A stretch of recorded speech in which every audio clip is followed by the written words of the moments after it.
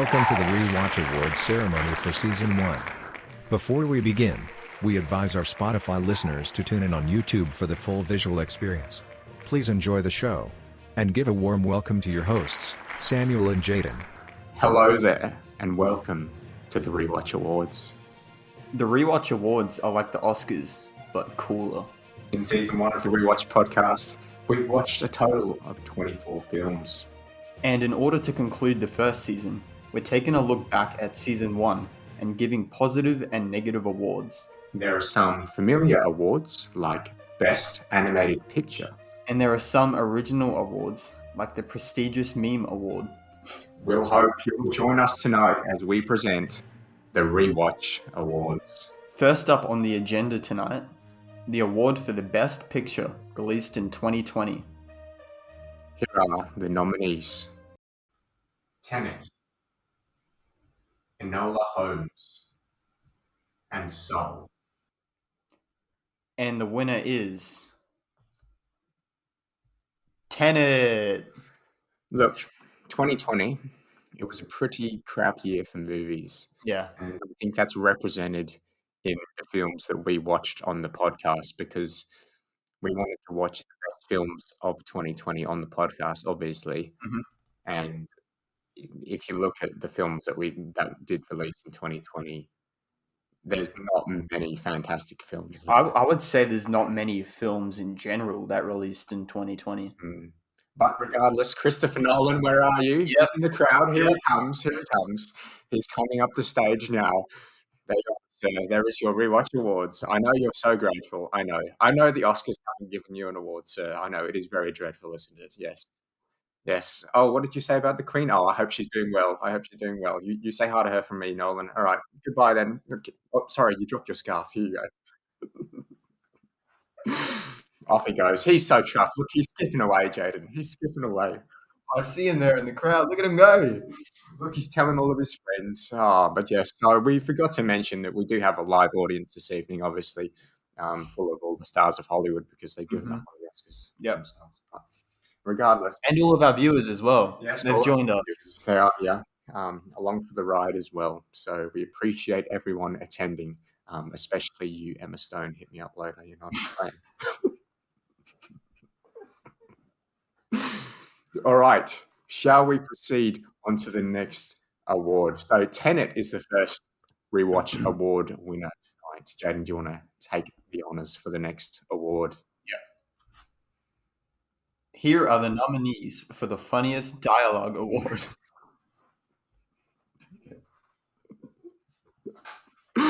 No, you've got to do the impressions for this one for the nominees, okay? I don't like sand. Delusions. Tony Stark built it in a cave with a box of scraps. So the three nominees we have, to put it simply, the same, said by Anakin Skywalker in Attack of the Clones. And we have Delusions, said by Robert Pattinson. No, it's Pattinson. Sorry, what's your name? It's too please. Rob, I'm sorry, I forgot your name. He's not too pleased. We might have to give this one to him. And thirdly, we have Tony Stark built it in a cave, said by Jeff Bridges. CGI Jeff Bridges. Not CGI, not yet. Said by the real Jeff Bridges. And that was obviously from Iron Man. And if you watched our latest podcast, you can see we had quite a lot of fun with that. Now, in awarding this award, we wanted to go with the piece of dialogue that we had the most fun with on the podcast. And to be fair, we had a lot of fun with all three of these. Mm-hmm. But I feel like there can only be one winner. Yep. And the winner is... Delusions. Oh, here comes Rob. How you doing, Rob? Here he comes. Oh, look, he's looking chuffed. Very excited for the Batman. Just drop the. It's cleaner. Cleaner. Oh, no, he's very pleased. Would you like to say something, Rob? Like, how do you feel about all of those people who have said that you're not the best actor because of, obviously your performance in Twilight. Do you want to just say something? Maybe you can just say a word or two. Here he comes. Delusions. All right, thanks, Rob. Appreciate it. Thanks, Rob. Back to your seat. Thank you. As you can see, we have a better management situation on our awards show. We only allow our winners to say either things about their movie or nothing at all. And depending on whether we can do a good enough impression or not to even, What do you mean? We've got a live crowd. They're right here. They're right here. I mean, why would I do an impression when they're right here? So, but we've done 2 awards now. And we've decided we want to break it up with a bit of philosophical movie talk. Yep. Because what are movies for if you can't talk about them philosophically and really get deep into the meaning of movies? So I put a question to you, Jaden. A question that a lot of people have grappled with over the years. Is a film meant to be watched more than once? What are the pros and cons of having an ambiguous film? And do films need to be rewatchable? So is a film meant to be watched more than once? What is your philosophical and deep take on that? Look, we made the rewatch podcast for a reason, right? And I think depending on the type of film you're trying to make, you're either appealing to an older audience or a younger audience. And I think a lot of films and directors are sort of trying to go towards that older audience. We see this in films like Taxi Driver or Inception, which are just incredible films. But at the same time, it's also like, I need to watch this film again for another 2.5 hours. I want to say yes, because I feel like more of the films that I've watched have an element of ambiguity in them, and I've enjoyed them more. So I'm going to say yes. And when you watch a film and you finish it and you have no idea what on earth just went on, what are your emotions? Like, do you feel betrayed by the director because you don't feel like you've grasped the concept of the story? And it's not your fault. Like, you're not a stupid person. Like, you're just a normal person watching this film, and there are just this incredible and weird things going on that have no explanation. However, you can only piece it together after you've poured through the film over and over and over again to really extract the true meaning of some of the imagery. I feel like films like Tenet, right, which is this year, which has just been awarded Best Picture. Christopher Nolan's still happy about it. He's telling his mates. No. Look at him in the audience down there. He's looking so happy. Easy on Marty, all right? It's okay. Don't shove it in his face, Nolan, okay? I know you've been waiting for it, but Marty's not going to have a big night tonight. I'm surprised Martin actually turned up tonight. That's true. We're going to talk about him. Martin Scorsese. There he is. He's chuffed to be here. It's all fun and games, Martin. No, look, I think, films like Tenet, that won Best of 2020, it won Best of 2020 because it got me so invested in the story that I've watched so many videos explaining the ending, and, I've watched so much more media around it than, say, for example, Soul.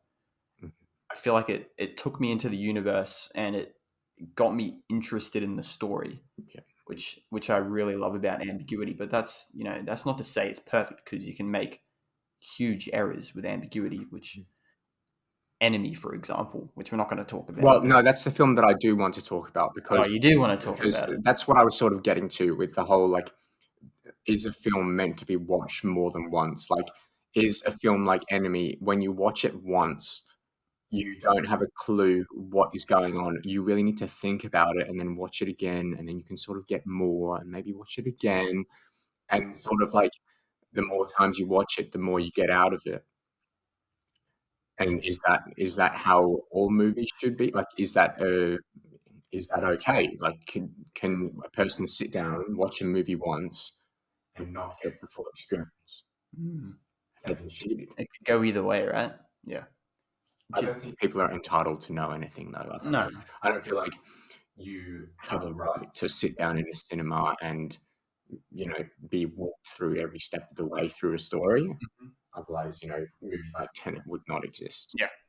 Rightio. So you've posed me a question, Samuel, and I'm going to pose one back to you. Now, it's less formal than the one you gave me, but I feel like it's going to be interesting. So Okay. I want you to name 2 things that you hate about Andrew Garfield's Spider-Man, but wait, and 2 things that you love about Tom Holland's Spider-Man. This is demoralizing. Sorry, How you going, Tom? I see Tom in the crowd. Good to have you in the audience. It's Dev all the time, isn't he? Look, so 2 things I don't like about Andrew Garfield's Spider-Man. One, that it ended. Hey, One, we need actual answers here. Actual answer, okay. I think he's probably pushing too old for a 16, 17-year-old. That's something that I don't necessarily hate, but it's definitely a weakness of him as the character. Not necessarily in the first movie, but definitely in the second movie. He does look at least 26 because he is 26. So they should have just made him older if they were going to use Andrew. Another thing that I hate about Andrew is I look at my Andrew Garfield poster in the theatre that we are currently in. Or Andrew Garfield sitting right down yes. there in the second row. I can't believe you'd go back on your morals like this. This is just disgusting. You know I love you, okay? Just watch my other videos, okay? Another thing I don't like about Andrew's Spider-Man. Well, I guess I could say how the second film ended. I wasn't entirely satisfied with how his character finished, but that's not him. That's the story. But I don't know. It's really hard. I really do think that he is the best person for the role of Spider-Man, or at least he was when he was that young. Regarding 2 things I love about Tom Holland's Spider-Man, I'd say the same thing. I say his age, because he's a lot younger. Yeah. And I also love... What do I love? I love the fact that he's in the MCU. I love... And he works really well as a side character. But then Spider-Man should not be a side character. That's just not how it should go. Spider-Man is one of the most, sort of deep and deep characters out there with, just like the character of the backstory and how he became a superhero and such. Yep. He deserves to be at the center of attention. But Tom Holland as Spider-Man works really well as a side character. Good answers. Yeah. That horrible question you just posed. Yep. Rightio, do we want to move on? Let's move on to our next award. Who's going to get it? Oh, this is a good one. This is a good one. Favorite prequel meme award. This is a prestigious one right here. This is there's a lot riding on this one. I'm sure there's a lot of bets going around in the audience today. About who's going to take this one home. And George Lucas is happy just because he knows he's going to win either way because it's prequel. He can only win this award. He knows he's going to take it out. Would you like to say the nominations, Jaden? Do you want me to do it in the voice? Or just read them out? Do it in the voice. Do it in the voice? Do it in the voice. This is where the fun begins. It's over, Anakin. I have the high ground. Not just the men, but the women and the children. And the winner is... It's over, Anakin. I have the high ground. Now, big applause for this one because the prequels as a series, we went through them in season 1. They're not good. We have a love-hate relationship with them, right? They're not good, but we love them. But we also sort of love them because they're not good. Like, why do you think people love It's Over, Anakin, I Have the High Ground? Because it's stupid. It's a terrible line. And the fact that it's terrible makes it funny. It should have been in the funniest dialogue. Oh, that's a packed category though. Yeah. So look, It's Over, Anakin, I Have the High Ground. It's iconic. Yeah. amongst the prequel meme community. So George Lucas is already up here. There's your award, son. He's very happy with this because a lot of people hate on his trilogy. Yeah. But you know what? We love it. We love him. So there's your award, George Lucas. Off he goes. Thank you, George. Don't tell Marty. Don't keep walking. All these directors, man, they don't like Martin Scorsese. Why did we invite Martin Scorsese again? Why are you here, Marty? You're not going to win any awards. You know this. We didn't even do a film on Martin Scorsese. Maybe you just felt left out. But regardless, the directors aren't liking Martin Scorsese. Just give him a wide berth, guys. Give him a wide berth. Get some security down there. Yeah. But regardless, the next award on the ticket, would you like to announce it? Do you want me to do the nominations? Announce what the award is first, and I'll do the nominations. Okay. So the next award up on our radar is the Worst CGI Award, which stands for Computer Generated Image. Dodgy CGI in season 1. We encountered some absolute rubbish CGI, so we had to do an award in order to give these 3 CGI things the limelight that they deserve. Mm-hmm. The nominees are CGI Jeff Bridges from Tron Legacy, the Pair from Attack of the Clones, and CGI Admiral Tarkin from Rogue One, a Star Wars story. This is a tough category. Very tough. Who's going to take it home? Nobody, because none of these things are real. And the award goes to the Pair from Attack of the Clones. Oh, this is a well-deserved award. If they're floating across the audience, there it comes up. Looking pixelated as ever. There is your award, CGI Pair. Off you go. Glad to have you here tonight. And viewers, I hope you recognise that we obviously cannot show the CGI Pair because that would cost a lot of money in terms of special effects. However, I'm sure we could probably whip something up as good, if not better, in our own time. But regardless, the CGI Pair, it's iconic, wasn't it? We had a fun time talking about that. Yep. Just how, for those of you who perhaps didn't listen to the podcast, there's a scene in Attack of the Clones where Padme and Anakin are eating, and Anakin gracefully lifts a pear. Force floats, you could say, pushes the pear across the table. So gently. And it gently lands in the fork. And then Padme takes a bite out of it. And it just disappears. Disappears. Matter disappeared, gone. Physics broken. Wormhole created. Radio.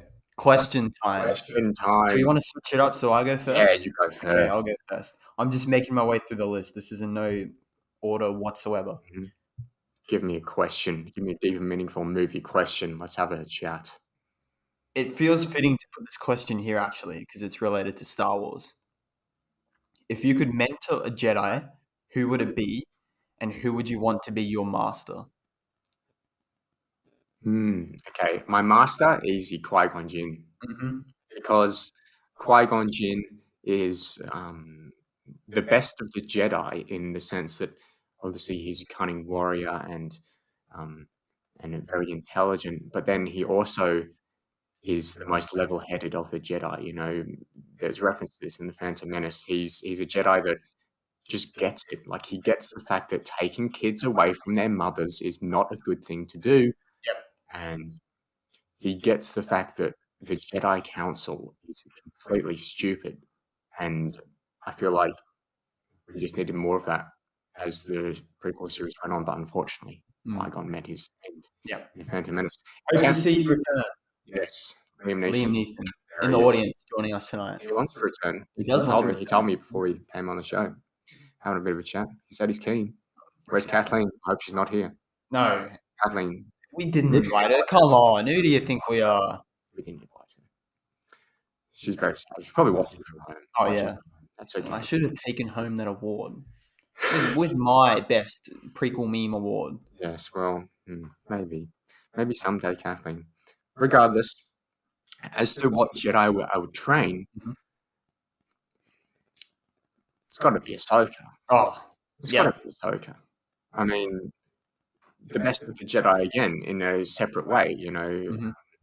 very independent, just like Qui-Gon was, Yep. had her own views and perspectives. Obviously, like one of my favorite characters in Star Wars. And yeah, I feel like if Anakin Skywalker can train her well, Mhm. I feel like I could do it too. Yeah. Anakin Skywalker is a bit of he's not the best trainer. He might be the chosen one, but He's not the best trainer, let's he's be not the real. best master, as we see in the Clone Wars. But all right, time for a question for you, Jaden. Now, I know we've referenced him a few times already. He's going to get a bit more uncomfortable in his Oh seat no. right now. Martin says he's shaking in his boots over there. It's okay, Marty. Don't go anywhere. I see you've got Robert De Niro right next to him. They're cuddling up. That's how it should be. Was Martin Scorsese right in saying that the MCU films are like theme park rides and branding them as not proper cinema? Now, I want you to pay close attention to the language I use there. Mhm. Was he right? No. Let's be real. What is cinema, right? Cinema could be anything. It's essentially you go to watch a film and you enjoy it. You have fun at it. And I feel like some of the most enjoyable films I've ever watched have been from the MCU, Avengers Endgame, Avengers Infinity War, Guardians of the Galaxy. All great cinematic experiences. Probably not, too good of films in terms of, what makes a film good, but they're still incredible, enjoyable experiences. And sorry, Martin Scorsese, but I had more fun watching Avengers Infinity War than Taxi Driver. Let's be real. And I don't know if I would have fun watching Taxi Driver in a cinema. It's just not tailored to what I enjoy. So I'm sorry, but you're completely wrong for saying that. Yeah, I feel like nobody has the right to categorize cinema as what it is, Mm. because at the end of the day, the theater industry before COVID was doing the best it ever was because of the Marvel films. Mhm. There was like like $1 million, sometimes $1 billion blockbusters every single year, keeping those theaters open. And then you have Martin Scorsese, who puts a 3.5 hour movie out on Netflix. Mhm. So even that, like the fact that he did The Irishman, and that's a Netflix Yeah. thing. Is that cinema because it's not in a theater? And What is I think when he talks about cinema, he talks about film, and I think there's a certain aspect. I know what he's getting at. He's trying to say that the films are shallow, right? And they are. It's just a fact. So in a way, he's right, but you don't have the right No. to brand cinema one way or the other, at least in my opinion. But I'm sure people would disagree. People would say, Infinity War is nothing compared to Taxi Driver. Mhm. But, that's why we have discussions like this. Exactly. People disagree sometimes. Moving on to some more awards, shall we? Rightio. So the next award, do you want to announce it? And I'll run through the nominations. Yes, that sounds good. Oh, this is an interesting one here. This is a favorite of ours. Yep. Most bizarre message. This award obviously goes to the film that has a message that we felt was odd, bizarre. And so here are the nominations. Here are the nominees for the most bizarre message. Anyone can cook. Ratatouille. Don't believe in God, otherwise you'll crucify your dog, the devil, all the time. Don't invite a mentally unstable clown onto your late night talk show, and don't keep the cameras rolling whilst the host is shot in the face on national television. Joker. This is a tough category because, look, the message of Joker is not that. I don't think there is a message to Joker. I feel like it's just the Joker. Just Conglomerate of scenes together Yeah. to make a film. there's no real message. However, Devil All the Time was funny because it seemed to lack a message, and the only thing that it was really consistently coming back to was that these religious people kept on killing things Yep. just because they had to. Mhm. There's no reasoning. They just wanted to. Yep. And then Ratatouille, as we said while we were doing the podcast on it, anyone can cook. It's a bizarre message, isn't it? Yep. Think of a film, because of course anyone can cook. Like, no one's saying that anyone can't cook. Is it the message though? Yes, it is. Is it? The message is anyone can cook. That's the tagline. That's what it's about. Because the rat's like, I can't cook. Mm. Yes, you can. Anyone can cook. Mm. But why? Why do we need that message in a Pixar film meant for kids? No clue. It is a bit bizarre. Mm. Anyway, am I going to announce the winner? Yep. And the winner of the most bizarre message is anyone can cook. Anyone can cook. Ratatouille. Ratatouille. Look, it's the most bizarre message, and it's also a message that actually is, it's actually the message of the film. Yeah.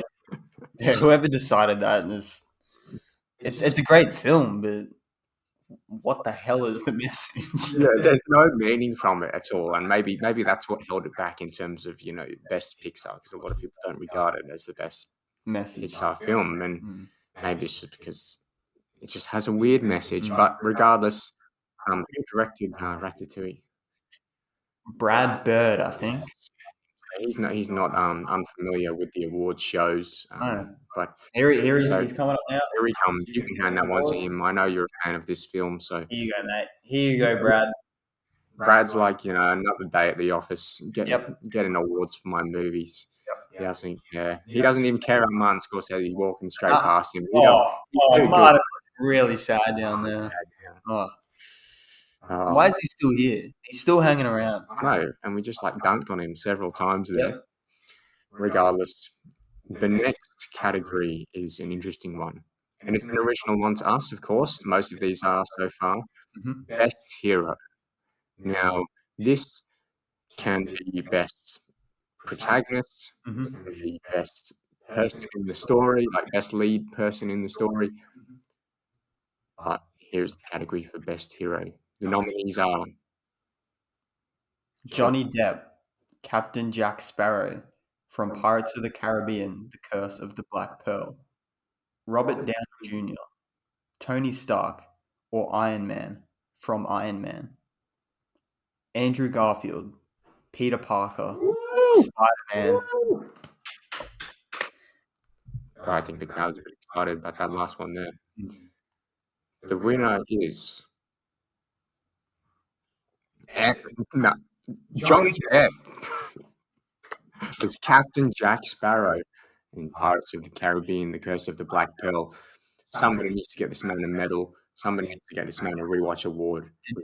Did you just say Andrew Garfield? No, I stopped myself. You stopped That yourself. was reflex action. Oh, Reflex action. Andrew Garfield isn't on the same spectrum as Robert Downey Jr. and Johnny Depp. Don't listen to him, Andrew. It's okay. I can't believe you just said Number that. one in my heart, Andrew. As always. Johnny Depp. He's an acting legend.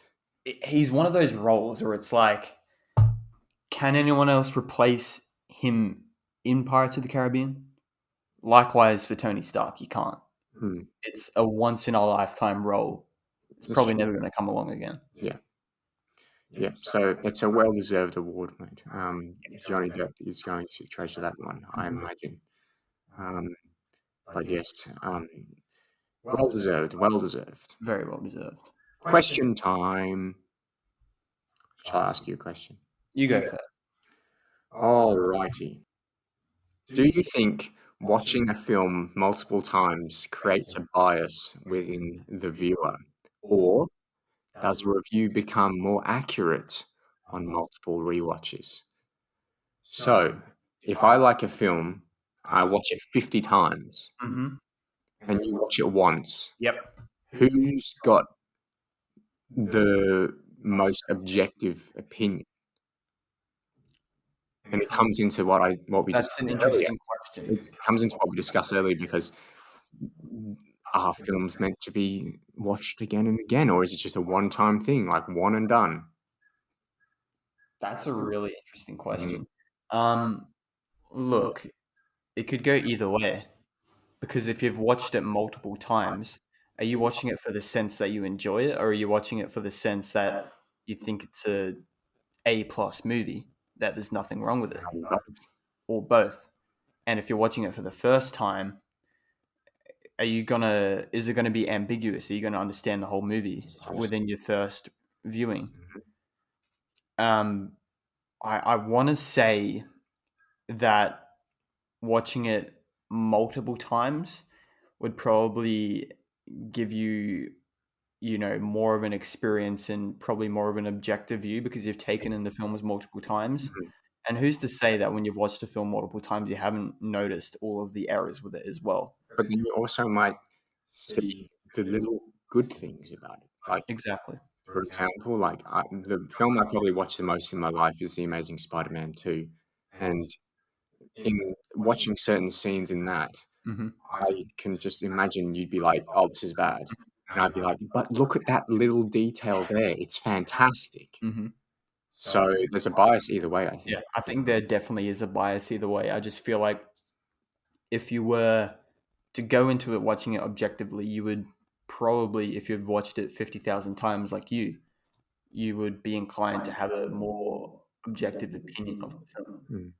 Yeah. Facts. Flipping the question on you, this is quite a relevant question because it's releasing this year. Mm.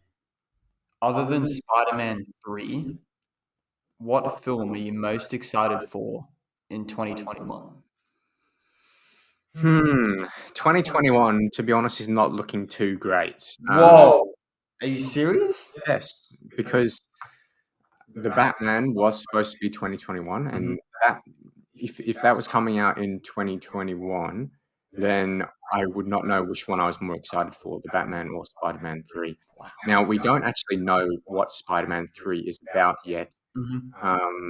and it is entirely plausible that it's gonna be a movie like Far From Home, except maybe at the end we get a few cameos that would be exciting, and then the film ends. Mhm. Which I feel like if it's gonna be some sort of Spider-Verse thing, I feel like it's gonna be a normal movie, and then there's gonna be something that happens towards the end where, like, oops, alternate realities have been created. Turns around, "Oh, look, it's Spider-Man, the original, and Andrew Garfield."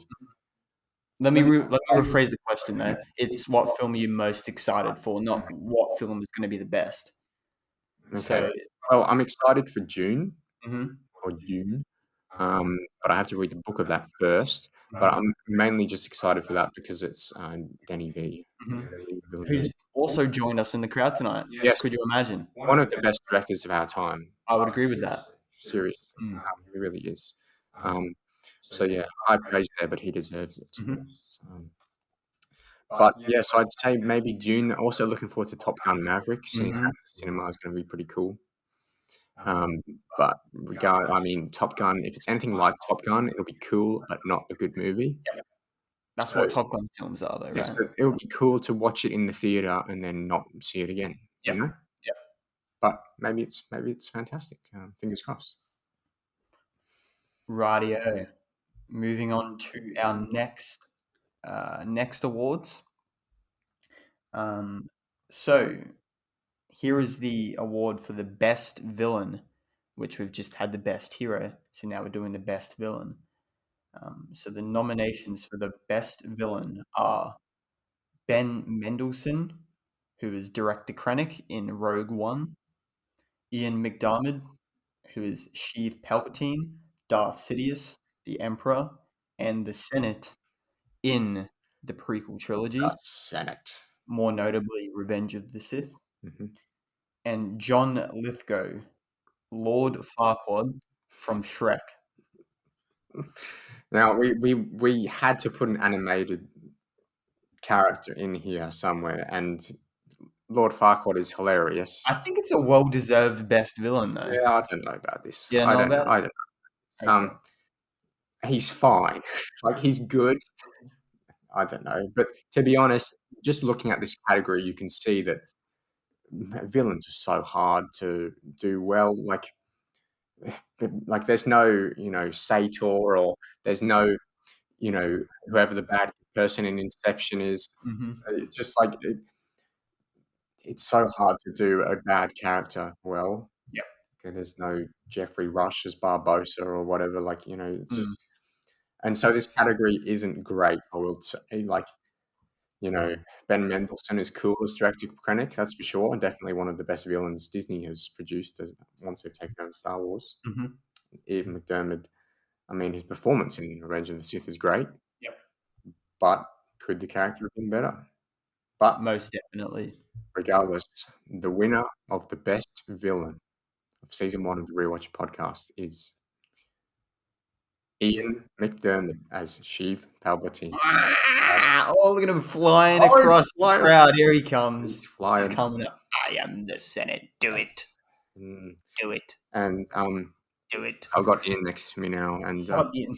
I was Do it. so Ian, I'm thinking, what should I do with this award? Shall I give it to you? Is that the best thing for me to do? And what are your thoughts? Do it. Do it. Okay, there it is. There it is for him. There it is. Off he goes, spinning majestically on the way. The man is the Senate, after all. So yes, don't try and get any diplomatic negotiations through him. This is how democracy dies. Okay. Moving on. This is one of the biggest awards in the entire show. Yeah. Do we want to flip it so you read the nominations and I award it? Sounds good. We can do that. Rightio. So, the next award is the prestigious meme award. The nominees are Shrek, Revenge of the Sith, and Attack of the Clones. And the prestigious meme award goes to Revenge of the Sith. Of course. Could it go to anyone else? No, because there is an Instagram account dedicated to every single line of dialogue in Revenge of the Sith, and they are memeing every single line, and you know what? They've got a relatively easy job. Yep. Things like hello there, things like Anakin, I have the high ground. It's just too good. Yep. Most of it's Obi-Wan. Because of Obi-Wan. Exactly. There's another. Perfect. But George Lucas is going to have a busy night tonight, Here he comes again. He's got his arms full. George, you got too many awards there. Let Marty hold some for you. Yeah, get it one. So give him one. But yes, no, George Lucas is having a good night tonight. He deserves to have some credit for Revenge of the Sith. You know what? If you're not going to win Best Picture, the next best thing is probably the prestigious meme award. Yeah. So yeah, there's that one. George Lucas, he'd be well chuffed with that one. Yeah. In terms of memes and the other films, Shrek is, it's memeable. Obviously, we have the whole Shrek is love, Shrek is life. Yep. And that was obviously a major meme back in the day. And obviously, Attack of the Clones probably came close to taking that one. It's got to be between Attack of the Clones or Revenge of the Sith. And I think Joker was also edging its way in a bit. Oh, yeah. But I think Shrek kind of overthrew it. Joker has a lot of memes as well. You want to hear another joke, Murray? Watch out, Robert De Niro. He's got a gun. Robert De Niro's shifting in the seat. He's like he's sweating over there. Maybe I should leave, stand up before this goes to him. Joaquin Phoenix is sitting right behind him, so it's a bit... Joaquin, stop smiling. Question time. Right, yeah. Do you want me to go first? Yeah, you go first. Give me the question. Okay. This is a more modest question. If you had a biopic written about you, what would the title be? The title? Yeah. Well, depends what my life would be about, If it's so far. So far. Oh, geez. I don't know. That's a very deep question, isn't it? It is a very deep question. Yikes. I don't know. I've stumped you there. Yeah, that is a tough one. Yeah, I was thinking, maybe I can put the amazing something, The amazing Samuel the Prout. amazing law student, You had to sneak the amazing in there, the didn't you? amazing something. But if I had more time, I think of like something that had like a bit more deep meaning. Maybe get some like thematic elements in there. But Mhm. in terms of my life as a narrative, I don't know, like what the theme of it would be. Like, what's the theme of life? Anyone. Anyone can cook a biography about me. Yes, fantastic. I mean, if I go on to become, one of the world's best chef, then maybe, Maybe. but I don't think so. That's not the trajectory I'm looking at the moment. But no, that's a very deep question, and sort of you have to ask yourself, like, what is the meaning of your life so far? I don't know. How about I just call it a number and get out easy? Like we've had 7. How about 18? 18. You could tell I was running out of questions. No, that's a too good of a question. I need like at least a year to think To about think this. about it, yeah. Yeah, because you have to think like maybe I have a certain trait that others, I don't know, not like others maybe don't think about much, or Mhm. I don't know. You have to find something like really special about Yep. something that you do. I don't know, but that's very difficult, isn't it? Yeah. I've got a question for you that's going to be a lot easier. Yep. But again, listen to the wording very closely. So, if you could erase a movie from time, which one would it be and why? Now, it's only one movie. Can't erase a series. So nice try, but Kathleen's getting out jail free. One movie gone. Never Easy released. question, you reckon? Never released. One movie. It can be a movie in a series, but if there's a movie that comes after it, that movie will remain. Yeah, I know what you're trying to say. Okay. So you can't take out The Last Jedi. That's what I'm saying. If you take out The Last Jedi, The Rise of Skywalker it still exists. Okay.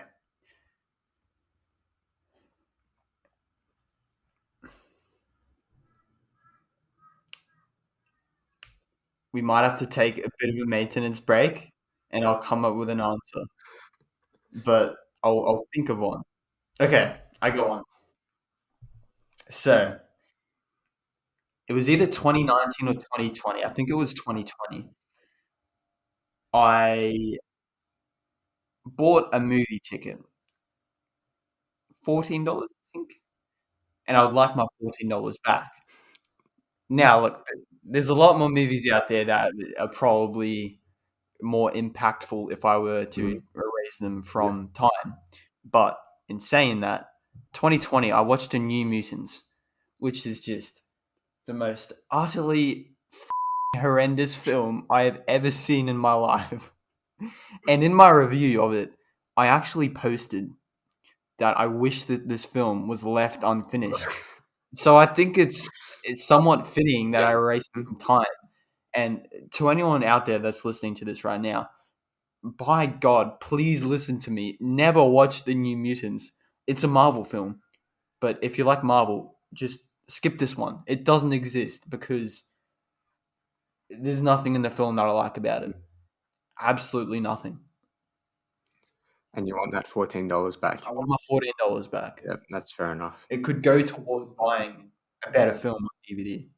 That's fair. Yeah, if I could erase a movie from time, I'd erase Toy Story 4. Whoa. Yeah, because I just feel like it's unnecessary. It's a good film, though. It's good. It's not fantastic like the other ones, and if you just take it out, then the film ends perfectly. I It's do like the ending of Toy Story 3. like if you took out The Dark Knight Rises, I was going to say that. Batman movie still end well. So yeah, that's what I'm thinking because I just like it looks too good and it's just like unnecessary. Like the whole movie is just unnecessary. It ended perfectly, so leave it. Fair enough. Fair enough. But regardless, that's a movie I'd erase from time. Moving on. Up next, which is another original award from the Rewatch Awards. Mm. We're not afraid to get negative here. We have the worst performance. Here are the nominations Look, I'm going to eyeball these people in the for the crowd, worst especially the performance. last one in this nomination. He's getting a good stare from me. Hayden Christensen, Anakin Skywalker, Attack of the Clones. You know, in the Oscars, when you announce an award as a nominee, they get you a live video of their face. This one, just imagine, as we get the live audience on the screen, their heads are just down, like in their hands, like they're just looking at the floor, just trying to avoid eye contact. I mean, why did they come? Because they thought they might have gotten the best actor. Yeah. No, sorry guys, but someone has to be last, Moving on. Emilia Clarke, Kira, Solo: A Star Wars Story. Well deserved. CGI Jeff Bridges, Clue, Tron Legacy. I gotta say, that's a wild card.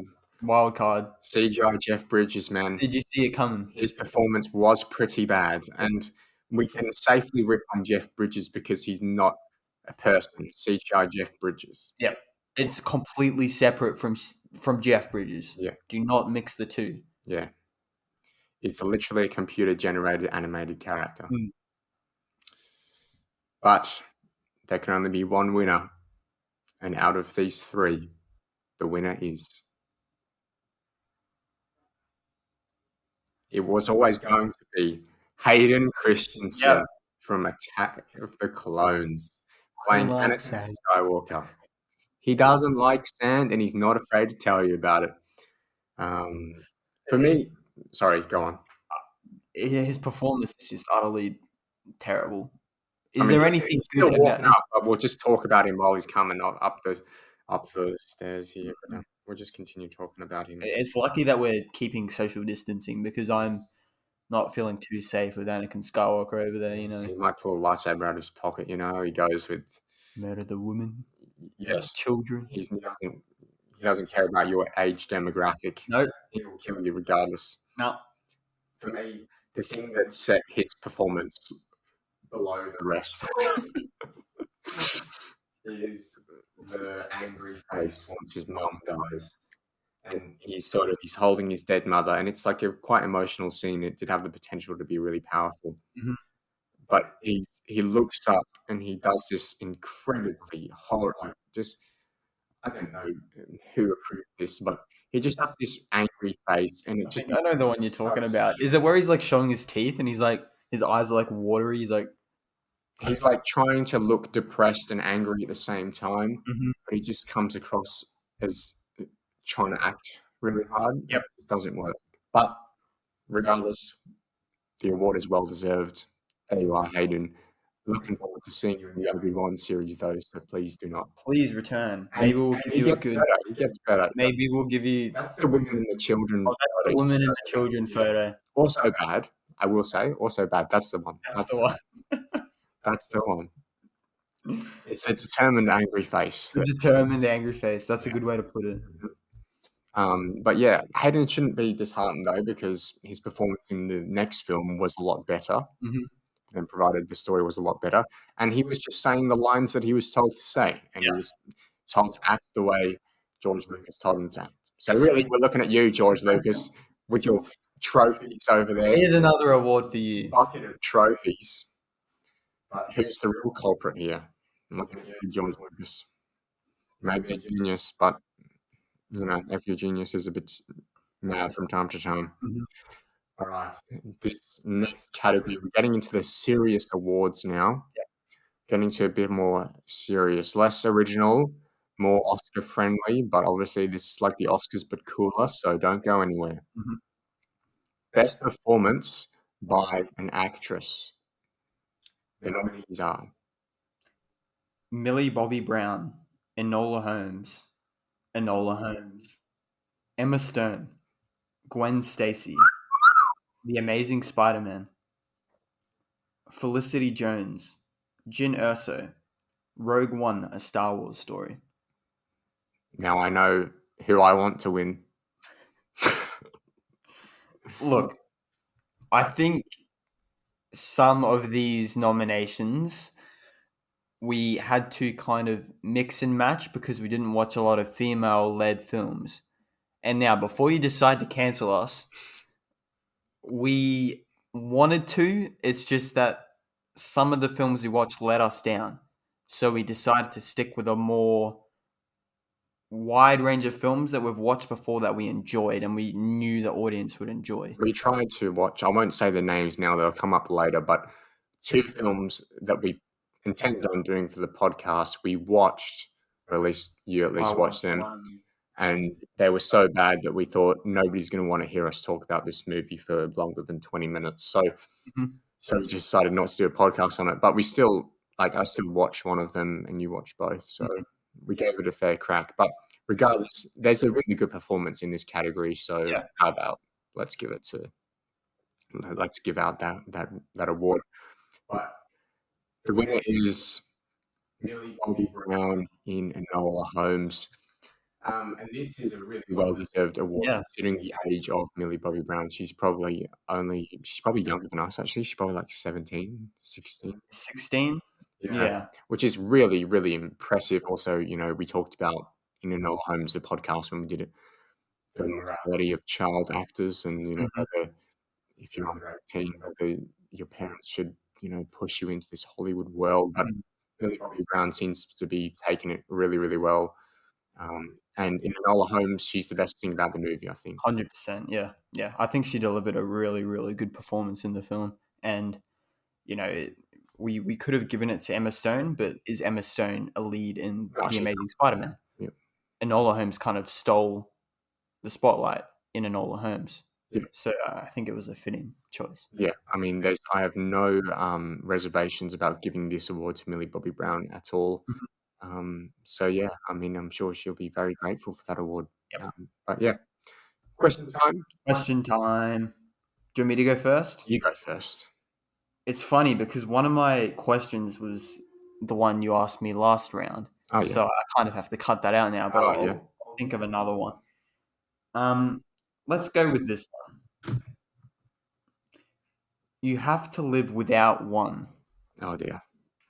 Nolan. Villeneuve. Danny V. Or Mark Webb. Oh no! He's only gone and got my 3 best favorite directors of all time and told me to get rid of one. Are they actually your best 3? Well, yeah, I mean, I'm looking at my Blu-ray collection. David Fincher would be up there. David Fincher, but and to be honest, I've seen more of the other lads' films than David Fincher. Christopher Nolan is probably. God, don't you dare say Nolan. No, I'm going through them. I'm giving you reasons for why I might make a decision. I haven't made a decision yet. I'm going to talk through it myself first because I don't know how to make such a decision. But Christopher Nolan is continually delivering original films. I really like Tenet. It's one of my favorite movies. And we watched Interstellar last night, and that was really, really good. And that will also become one of my favorites.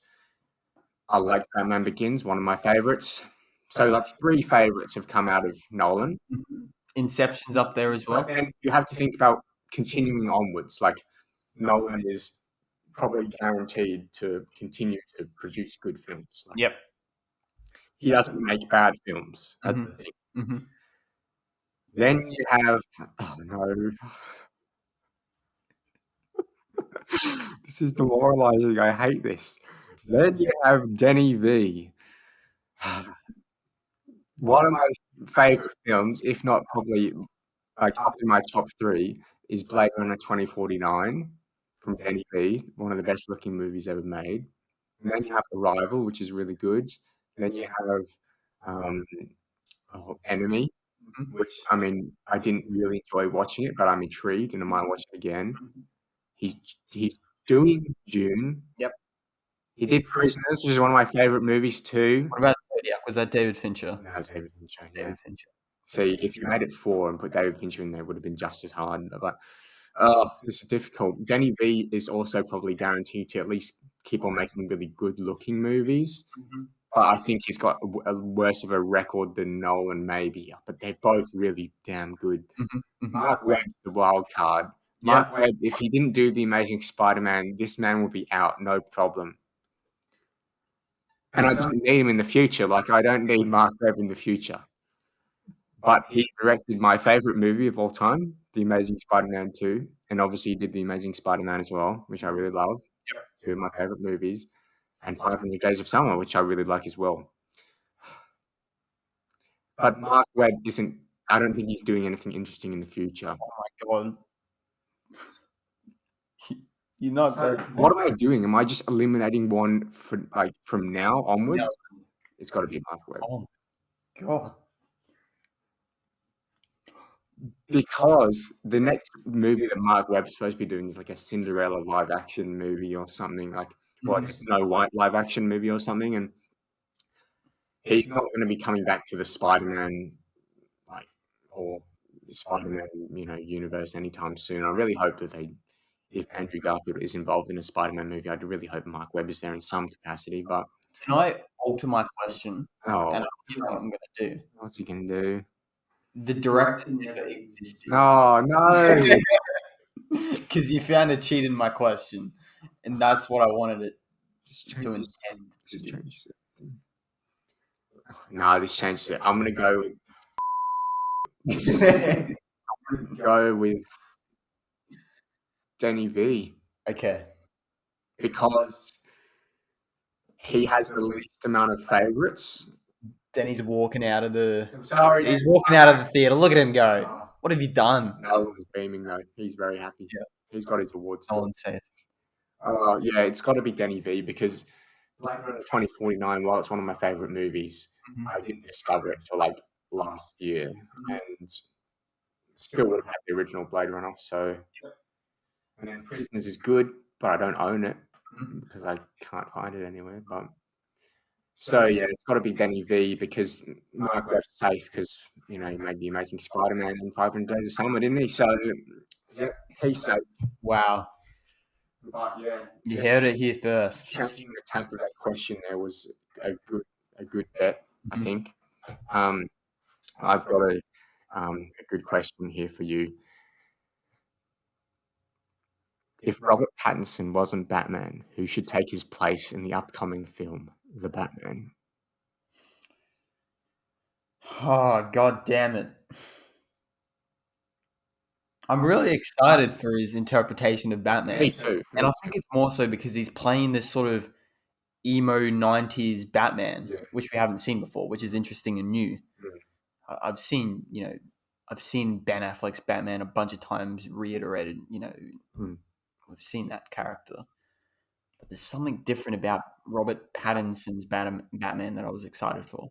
Now, I'm going to ask you a question back. Is it the actor that's changing, or is it the whole tone of the film that's changing? Just replacing the actor, having the same script, same everything. Same everything. If Robert Pattinson wasn't Batman in The Batman, who would it be? Who should it be? Tom Cruise. No. Oh man, it's difficult. If you want to go, I can ask another one. But, no. I want to think about this. It's a tricky one. Because you actually have to put yourself as the casting person. You have to think who's going to do an emo Batman well. Who's got not only the gravitas and the physicality of being a menacing figure, but also, not being as menacing as, say, Ben Affleck. Yeah. Okay. I've got a good one. Okay. Is it present day or from any time in their lifetime? If you're going to pick another time, you can, but make sure you tell us what age they should be and stuff. I think that Leonardo DiCaprio would do a decent job as Batman. Okay. And if you've seen The Great Gatsby, you'd probably know why. He plays this classy character so well in The Great Gatsby, that it's just something about his character that feels like, Batman. And I don't know, I feel like I'd really want to see that. And even present Leonardo DiCaprio, I think would do really well in the role. but since it's like set in the 90s, a younger Leo would probably work better. Yeah. But even like modern day Leo, I think would be quite an interesting Batman. No, that is interesting. What about somebody like Brad Pitt dye his hair? I was thinking about that as well. Mm, Like I was going through like all of like Nolan's films mm, and Quentin Tarantino. It would work, but I'd now that I'm thinking of The Great Gatsby, I yeah. think Leonardo DiCaprio would be kind of interesting. Like Jake Gyllenhaal, maybe. Oh, that's another good one. I didn't think of that. That's a good one. You have to dye their hair. You have to dye their hair because Yeah. he's like brown blonde, isn't he? Yeah, yeah, But yeah, no, interesting. very All right, I interesting. think we have one award left before we take a short break, Mhm. an intermission perhaps, and that award is Best performance by an actor. this is a big one. Another big one, and it's just following probably the second biggest one, which is best performance by an actress. Yeah, Or I'd say they would go alongside one another. Sorry.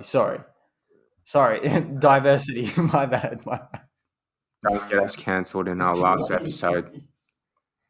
We made it this far. We can continue going. The nominees for best performance by an actor are Joaquin Phoenix as Arthur Fleck / Joker in Joker, Leonardo DiCaprio as Cobb in Inception, and Johnny Depp as Captain Jack Sparrow in Pirates of the Caribbean: Curse of the Black Pearl. Johnny Depp is vying for his second award here, which is interesting. Very interesting. Leonardo DiCaprio has a quiet day as far as award shows are concerned. We've just talked about him, so Yeah, we talked about him, but usually he'd be pacing up and down this stage all night if it was the Oscars. Recently, anyway, yeah, because they've only just realised that he exists. exactly.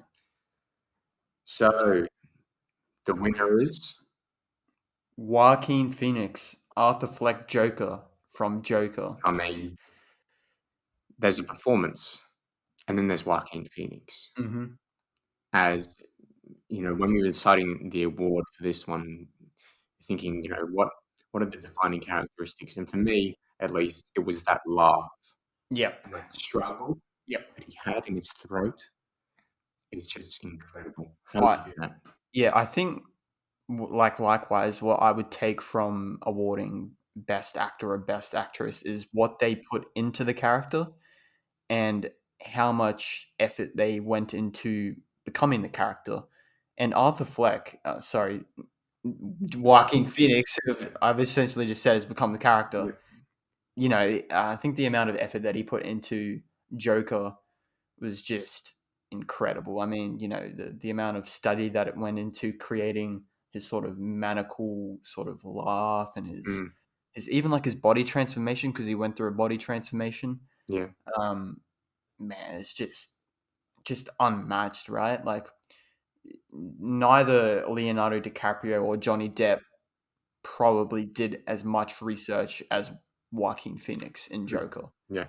They're magnificent actors and they did a great job, but Joaquin Phoenix is just another level. That's true. I mean, Joaquin really sold the film. Like, it wouldn't have worked without him. I think we said that when we reviewed the film. And, there's just something special about that performance. And to watch that in the theater was really something else.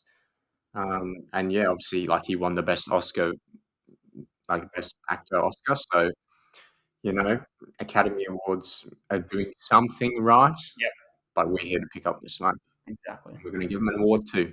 Exactly. And he's coming on stage and he's told me, hang on, let me see what he wants.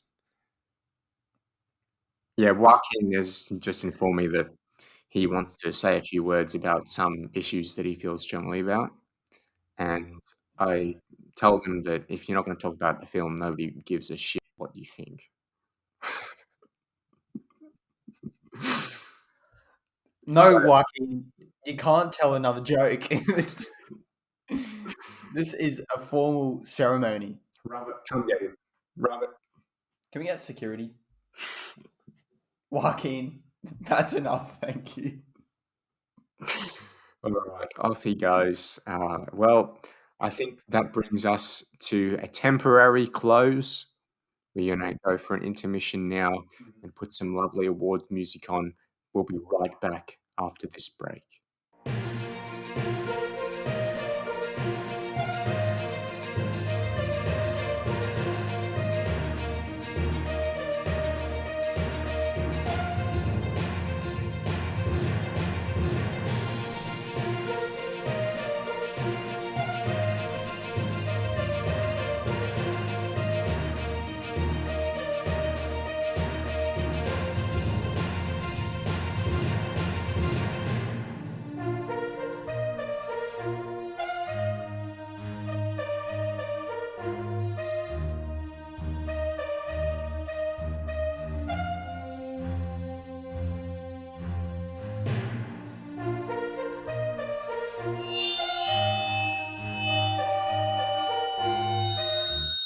Hello everyone, my name is Martin Scorsese. I would like to tell Samuel and Jaden that they are f***wits. This is the shittest awards show I have ever seen and it deserves to be burned to the ground. F*** you guys. And f*** you Christopher Nolan.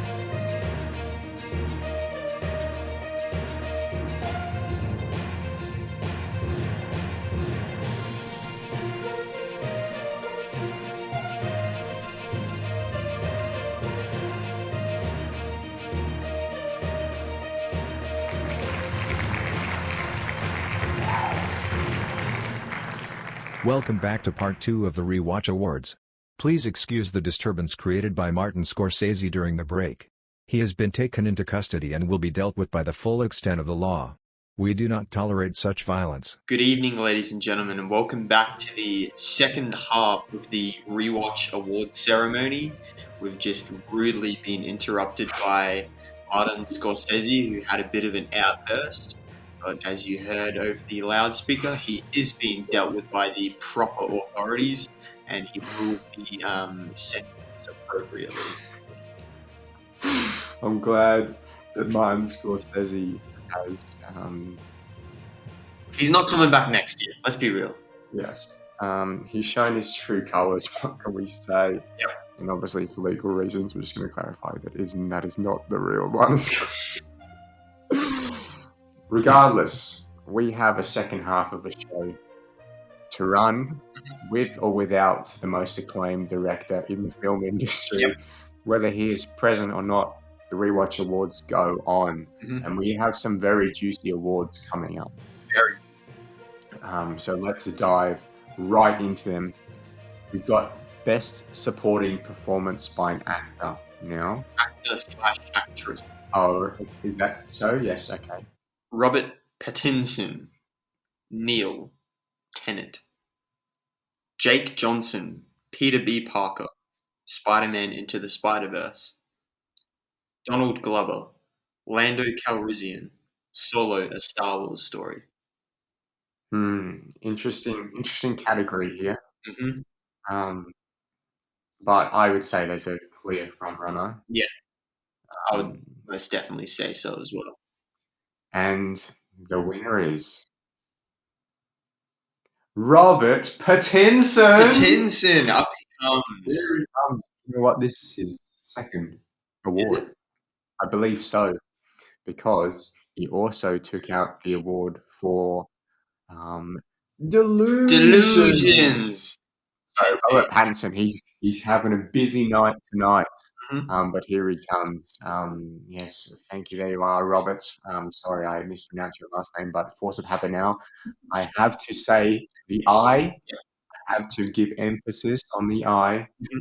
So therefore, he will be known as Robert Pattinson. But regardless, mate, looking forward to seeing you in the Batman. Very excited for that. Very excited. Best of luck. He's got 2. His hands are full, Jake. Oh, Rightfully he's just showing so. off now. Rightfully Look at him going down the stairs there. Rightfully so. He's got all of the awards. I don't think he's actually won an Oscar yet. No. I don't think so. No. So, you know, he's but I mean, why would you want to win He's an got Oscar a more now? prestigious. Exactly. I mean, he's going to go home and tell everyone that he got the award for best, for most quotable line, or funniest dialogue award, I should say, Mhm. of Delusions. But moving on, would you like to announce the next award category? Yes. So next up on the radar, we have a very, Oh. very special award, which is Best Director, which is a very, very prestigious award, which I think a lot of people are most excited for here tonight. It's a big one. Yeah, so I'll run through the. Actually, do you want to run through the nominations and then I can announce it? Switch it up. Happily, yes. All right. The nominations for Best Director are Christopher Nolan for Inception and Tenet, Todd Phillips for Joker, and Jon Favreau for Iron Man. And the winner is Christopher Nolan for Inception and Tenet. I mean, he's one of my favorites. He's got to be one of your favorites too, right? Oh, of course. I mean, how could Christopher Nolan go home empty-handed tonight? I think he might go home with the most awards. Yeah. He's got 2 now already. Oh, has he got another one? Well, our Best of 2020 award went to Tenet, yes. you see. So he's been up on the stage before, just like Robert Pattinson, sorry. Here he comes again, Christopher Nolan. Why isn't this man knighted by the Queen, by the way? Sir Christopher Nolan, it should be. There you are, sir. So cool. It is an honour to provide you with this prestigious award. It is very well earned for Inception and Tenet. Yeah, of course. Both incredibly beautiful films and incredibly difficult films to grasp. I think we'll see a lot of Christopher Nolan in the future at the Rewatch Awards. Yes, he's a favourite of ours. But he's just a man that continues to do original films. Yep. You know, he hasn't done a sequel yet, apart from obviously Batman films. But that was intended from the beginning. Well, I don't think it was, but regardless, his best film is The Dark Knight, and that's a sequel. So we can see at that point, but the man's always trying to do something original. Yeah. Who has the guts to do Tenet? No one. Except Nolan. No one except Nolan. So, and you know, whatever he does next, everyone's going to be excited for it. And we're going to be excited for it. Fantastic. So, Christopher Nolan, he takes out the award for Best Director. Well deserved. Yep. Martin Scorsese, he's turning in his jail cell as we speak. I can imagine him having his little 80s TV in the box in the corner. Streaming live. Yeah. Everyone wave to Martin Scorsese in the jail Wave cell. to the cameras, everyone. How you doing, Marty? Yes. There is your movie Taxi Driver. It's on the bottom of my shelf over there. It's been neglected. On the top right. Sorry, Marty. All right. That brings us to question time. I've got a few good questions. So I'll go first, shall I? Yeah. This is very topical, actually, because we've just seen the man, Christopher Nolan. I was going to make a spot about Christopher Nolan as well. So, and it relates to the whole sequel discussion we were just having. Christopher Nolan, he hasn't done a lot of sequels, as we just said. However, if Christopher Nolan did a sequel to one of his films, obviously not the Batman film, because they're done. Yep. If Christopher Nolan did a sequel to one of his films, which film or which universe should he continue? Think of the likes of Inception, Interstellar, Tenet, Dunkirk, even. Well, just going off of the films that I've seen from Christopher Nolan, right? You've got the Batman trilogy, which you said is out of question. Can't choose that for clear reason. Unless you'd want like I wouldn't want a Robin movie or Jason Gordon-Levitt or something. So it's essentially Interstellar, Inception, Tenet, and they're the only 3 Nolan films I've seen. Those standalone films. I feel like Tenet ending is way too good to just be meddled with. Like I wouldn't leave that because it left me in a state of like, I don't want to see anything else with this because it's really, really good. And the same goes with Inception. I feel like if you were to explain what's happening with with his little trinket, it would kind of just ruin the whole, you know, what happened in Inception. Mhm. You're That's just fair. tearing that apart. So, as you've probably already found out, I don't want a sequel to Interstellar, but if it was to be one of the three, it would probably be Interstellar. Yeah, yeah. A lot of people were calling for a Tenet sequel when it first came out because obviously, like, the way Tenet ends, it's like halfway, like, in the story because, obviously, like, the protagonist goes on to found or, like, to, create Tenet. Mhm. So, like, there's still a lot for the protagonist to do when the film ends 'cause Yep. obviously he has to, like, it's a pincer movement, so he has to, and eventually he would have met, like, young Neil who when they went back, and Mhm. so there's interesting concepts there to be, meddled with, but Yep. I think Interstellar is probably the best bet. Let's see what happens when Matthew McConaughey goes back and Exactly meets right. Anne Hathaway on that planet. Let's see how human civilization goes. But, And I explained it as like I don't want Tenet or Inception to be touched or messed with, but that's the same with Interstellar. I think Yeah. its ending is very well done, which Precisely. is with all Nolan films. It's just that Inception has given so much to cinema in terms of its ending, and I think Tenet is way too new to just have a sequel just thrown out already. I mean, it's his love project. I know, So if it he's ever is going to too. do it, if he's ever going to do it. But the thing is, like, the financial performance of Tenet, and now we have obviously Warner Bros. And Christopher Nolan are butting heads at the moment over the whole, straight to HBO Max sort of Yeah. situation. So unlikely they're going to work together again. Mhm. Do Warner Brothers own the rights to Tenet now? Like, just imagine it's just going to be so difficult. It's gonna be a mess, yeah. But maybe in like 20 years, we'll Yeah, give us something. But it'll 10 be years. 10, 10. ooh. There Who you knows? go. Anyways, on the topic of Christopher Nolan, just came with this on the top of my head, Mm. and I'm curious to see your answer. So, Christopher Nolan works within his own sort of realm of actors and actresses, right? Mhm. He keeps on employing the same actors for his jobs. Michael Caine. You even see Joseph Joseph Gordon-Levitt, Gordon-Levitt, mm, um, Hathaway. Hathaway, yeah, a bunch of them. So, if you were to see a new front runner in a Christopher Nolan film, so the main actor or actress, who would you hire? And it doesn't have to be within his, you know, Mm. previously selected. Just like somebody new to come in and New to come in and mm, rock at a Christopher Nolan film. Who yeah, would you so go? just like become the protagonist for a Christopher Nolan film, and then maybe come up in some Yeah. future films.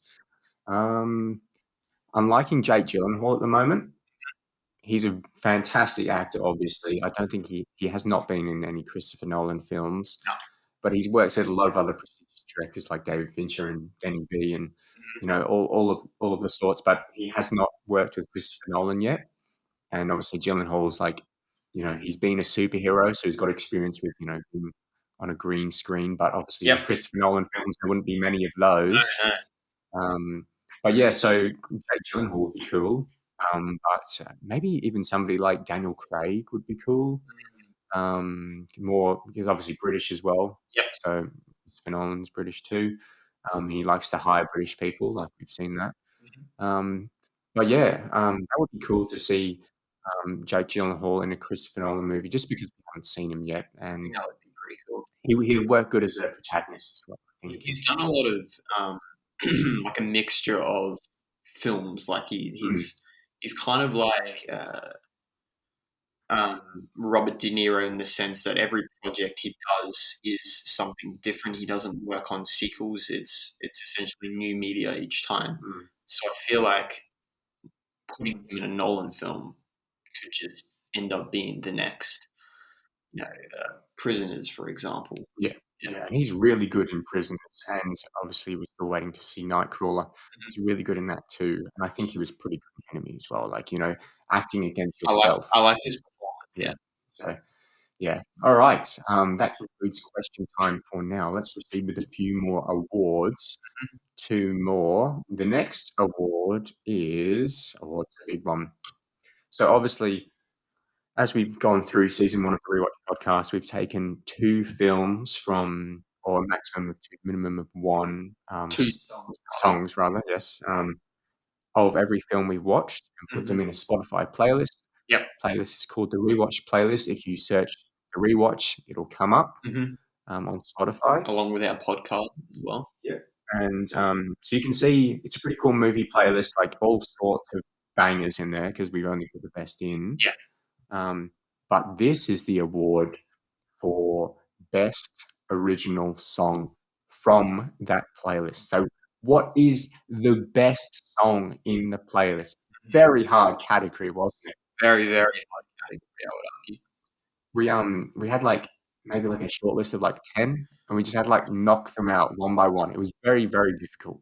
Very difficult, yeah. But I think we've come to a nice trio of songs that a fantastic trio that of songs. in reality could all be chosen to be the best original song. And even some of the other songs, like even some of the songs that have missed out from this category, are fantastic. And if they were on their own, you know, in a season that had worse music, they could have taken it out. But Sure, yeah. we heard some bangers. Yeah. But here are the nominations. He's the Pirate, Hans Zimmer, Cause the Dealt. Jewel of the Fates, John Williams. You've Got a Friend in Me, Randy Newman. 3 legendary composers there. Mm-hmm. Hans Zimmer, John Williams, Randy Newman. Yep.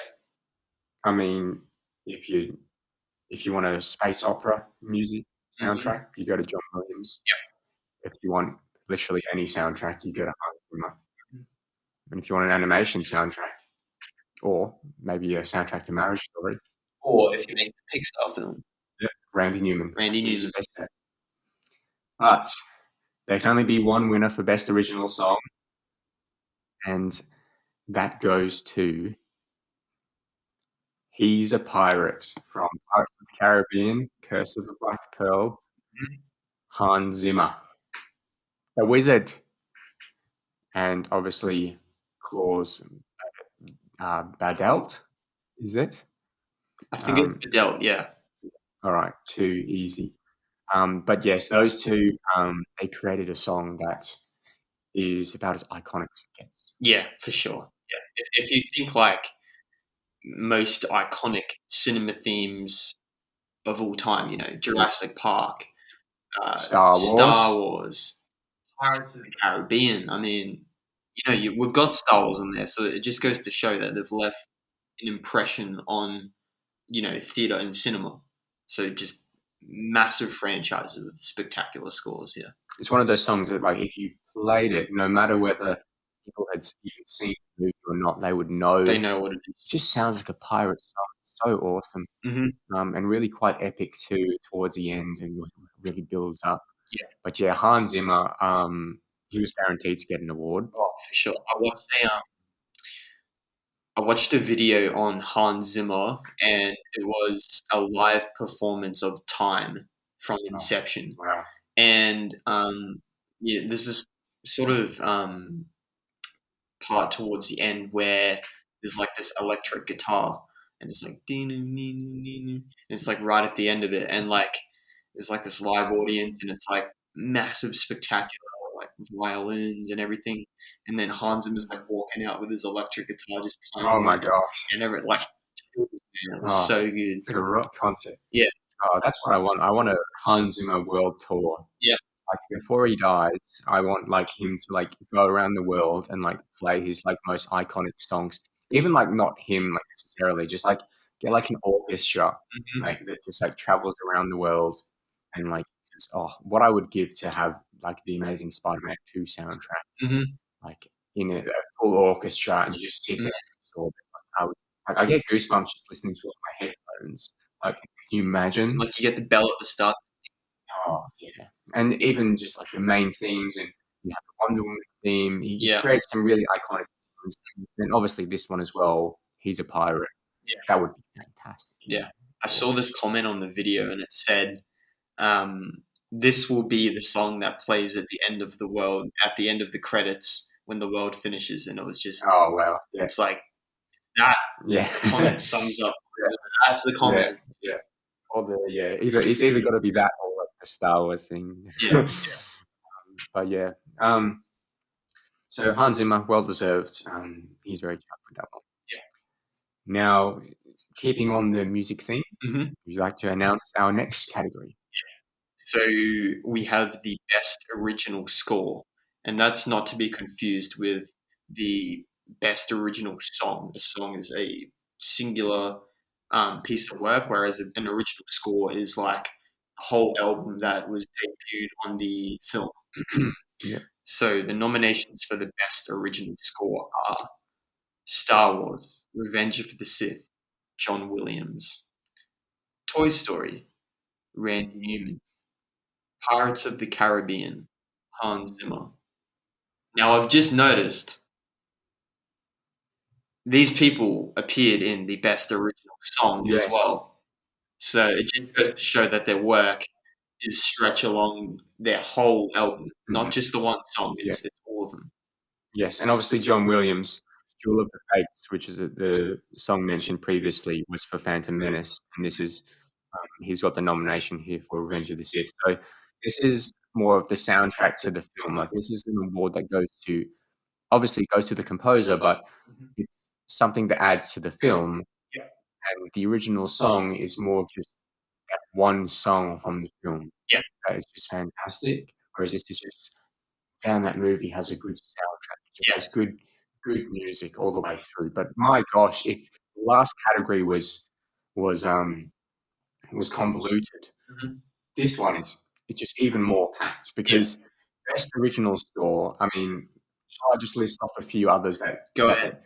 Inception, Tenet, Tron Legacy. Shout out Harry. Sorry, Yeah. sorry Harry. Tron Legacy has good music. It did. Daft Punk. It was really cool. And they just released their deluxe album actually on Spotify with the new music. Yeah, 'cause people really like that movie.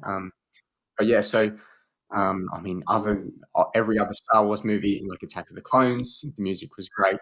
Joker, music was great. Cars, music was great. Into the Spider-Verse, music was great. See, these are all iconic It's hard to soundtracks. narrow it down, right? Even I would say even The Amazing Spider-Man has some pretty good music too. Yeah.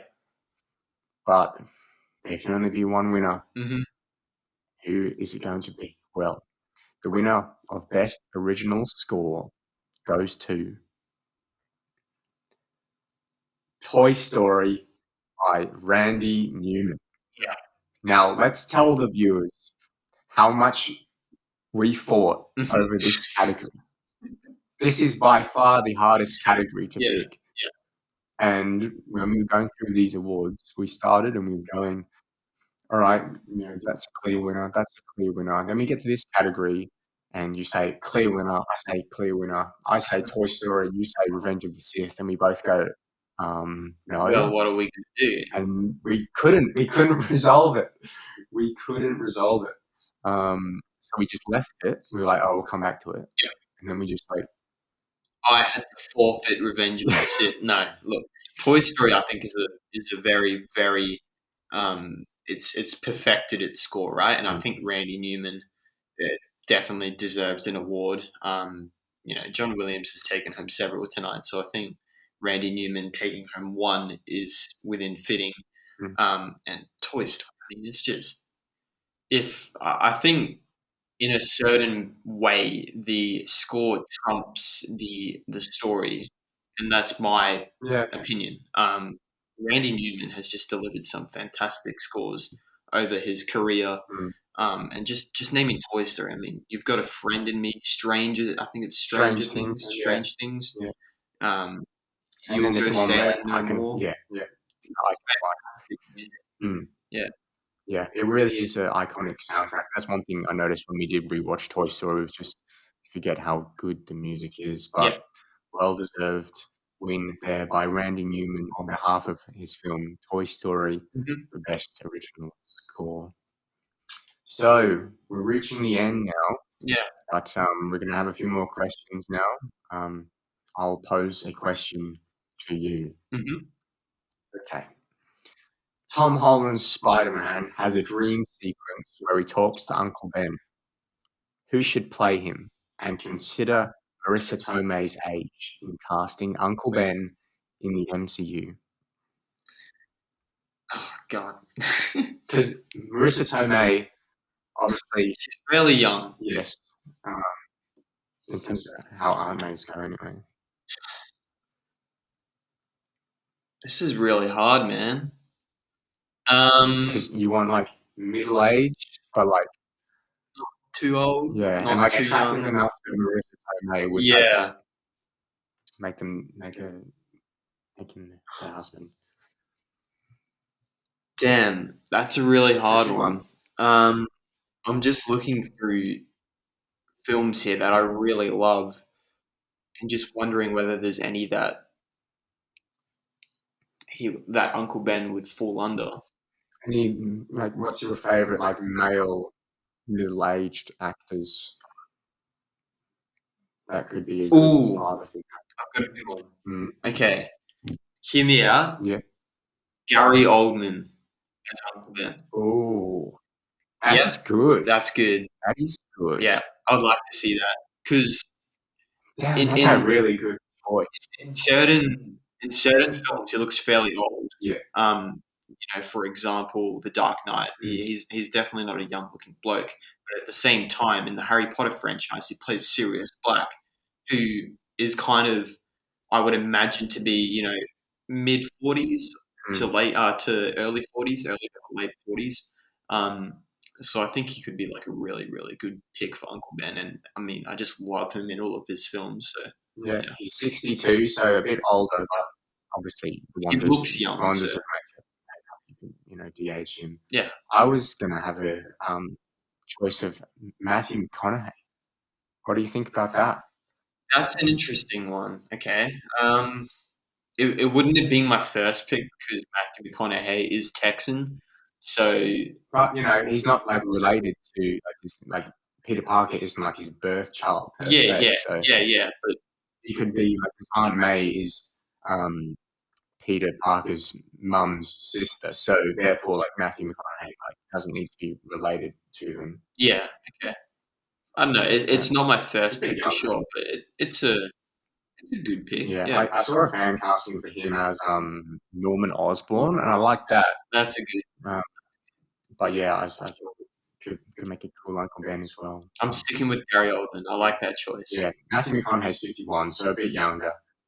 I can see Matthew McConaughey and Marissa Tomei being a couple in film. Mm-hmm. So yeah. No, I can see that as well. Actually, yeah. But have you got a question for me? Yep. Now, correct me if I've asked you this question or posed this question to you before, but I want to know what is your best and what is your worst experience sitting in a movie theater? So the most fun that you've had and the most horrendously terrible experience you've ever had. Okay, well, the best is pretty easy. That's got to be between an Avengers movie. It's got to be Captain America: Civil War. Yeah. I'd say probably Endgame during that final battle. Yeah. That was incredible. I mean, everybody felt that, Yeah.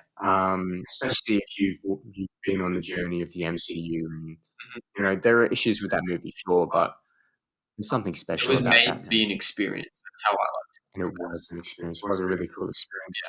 And just like other films, like when I watched Amazing Spider-Man 2 in the cinemas when I was like 12, and like the web swinging in that, like you felt like you were on a roller coaster. Like, it was literally like when Spider-Man went up in the air, you literally felt like your stomach go up, like you were in a roller coaster. Yeah. And so that was really cool because you literally felt like you were swinging with Spider-Man. Like when he was swinging, you were like, "Oh my gosh, this is like taking a toll on my heart," because he's doing backflips off buildings and stuff, and then you're all going with him. Yeah. The screen's so big. So that's definitely got to be up there as well. But the MCU films are just that good. But I went to see Return of the Jedi in theaters, and that was pretty cool too. Yeah.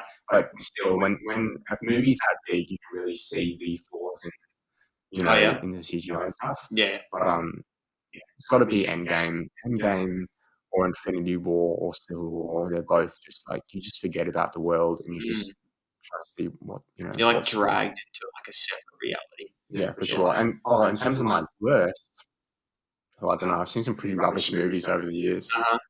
Um, The Great Wall was pretty bad. Damon. That was horrendous. Night School, I remember that was really bad. Yep, that was terrible. I think I walked out of that one.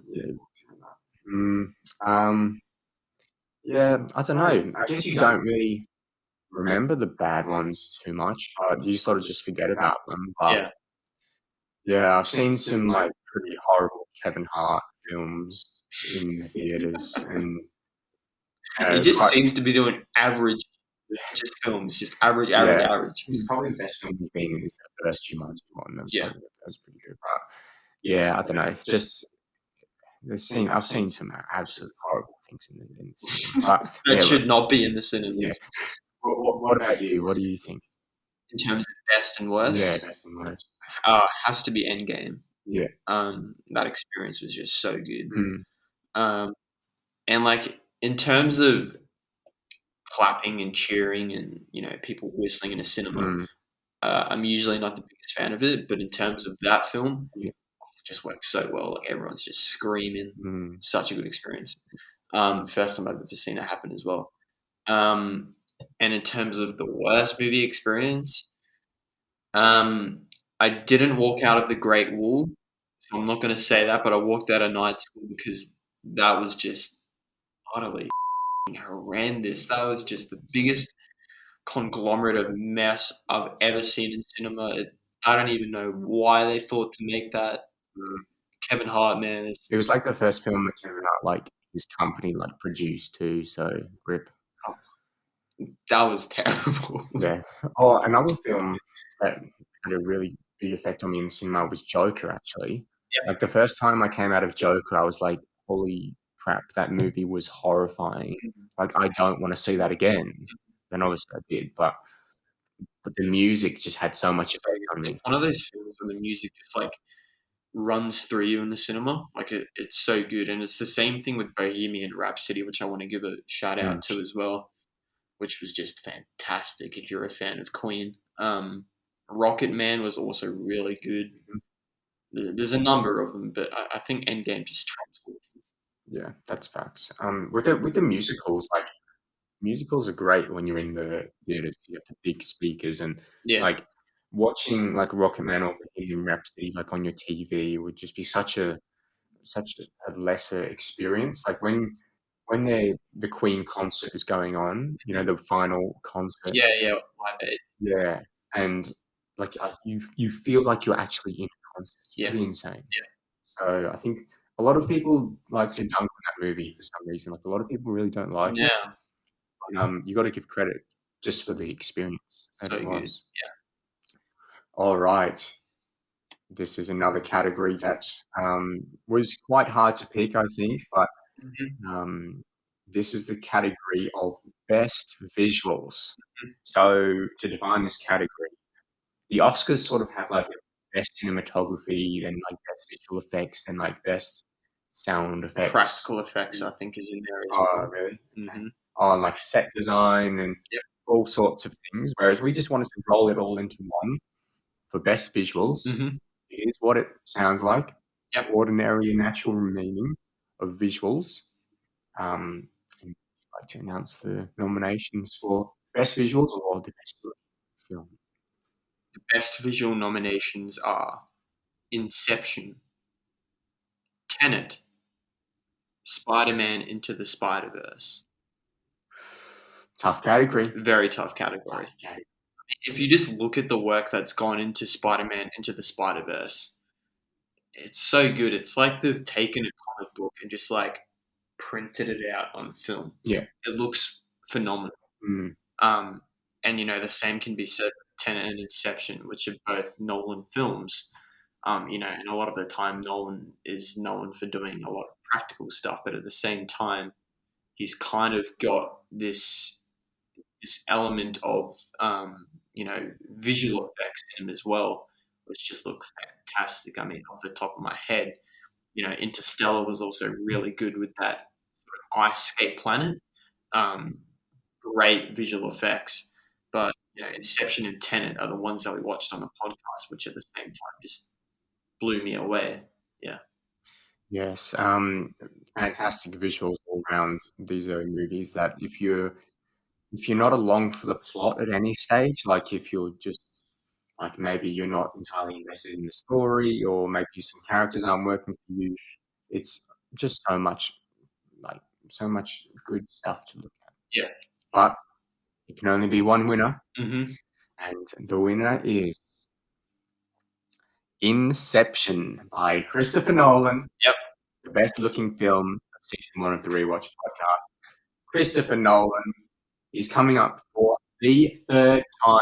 Mm-hmm. The third time. He's taking home another one. He's getting a third award. I think he's going to be the overall winner of the Rewatch Awards in terms of tallies go. Yeah. But yeah, Inception. I mean, it changed the game in a lot of ways. Specifically the hallway fight. Oh yeah. He's done some revolutionary stuff that's like left its mark on cinema. I mean, if we weren't to choose a Nolan film for best visuals, who are we? Exactly. Yeah. But yeah, I mean, it changed the game. And obviously, you can't do like flipping cities practically, but like still the CGI looked really good. 2010, I think it is 2010. Yep, I think so. Fantastic for the time. Like we've seen. I think your average MCU movie nowadays looks worse. Oh, for sure. And that's not to bash on visual effects, but too much green screen, man. Yeah. The stuff that was in Inception was just breathtaking. Yes, breathtaking, as Keanu Reeves would say. You're breathtaking. All right, we have one more award, I think, before question time, and that is your favorite award, Jaden. Do you want to do mine and your favorite and then do question time? Okay, we can do that. Yeah. Okay, so would you like to explain your favorite award, what we're taking into account, giving an award to your favorite of season 1 of the podcast, and you can also announce it and such. So when looking into my favorite award, I take a few things into account, and that is that it's not the best film; it's my favorite film, the film that I had the most fun with. And there was a number of films that could have fallen under this category and came very close. However, I think the three that I'm about to announce that are eligible or have been nominated are probably better of like all of the films that I could have chosen.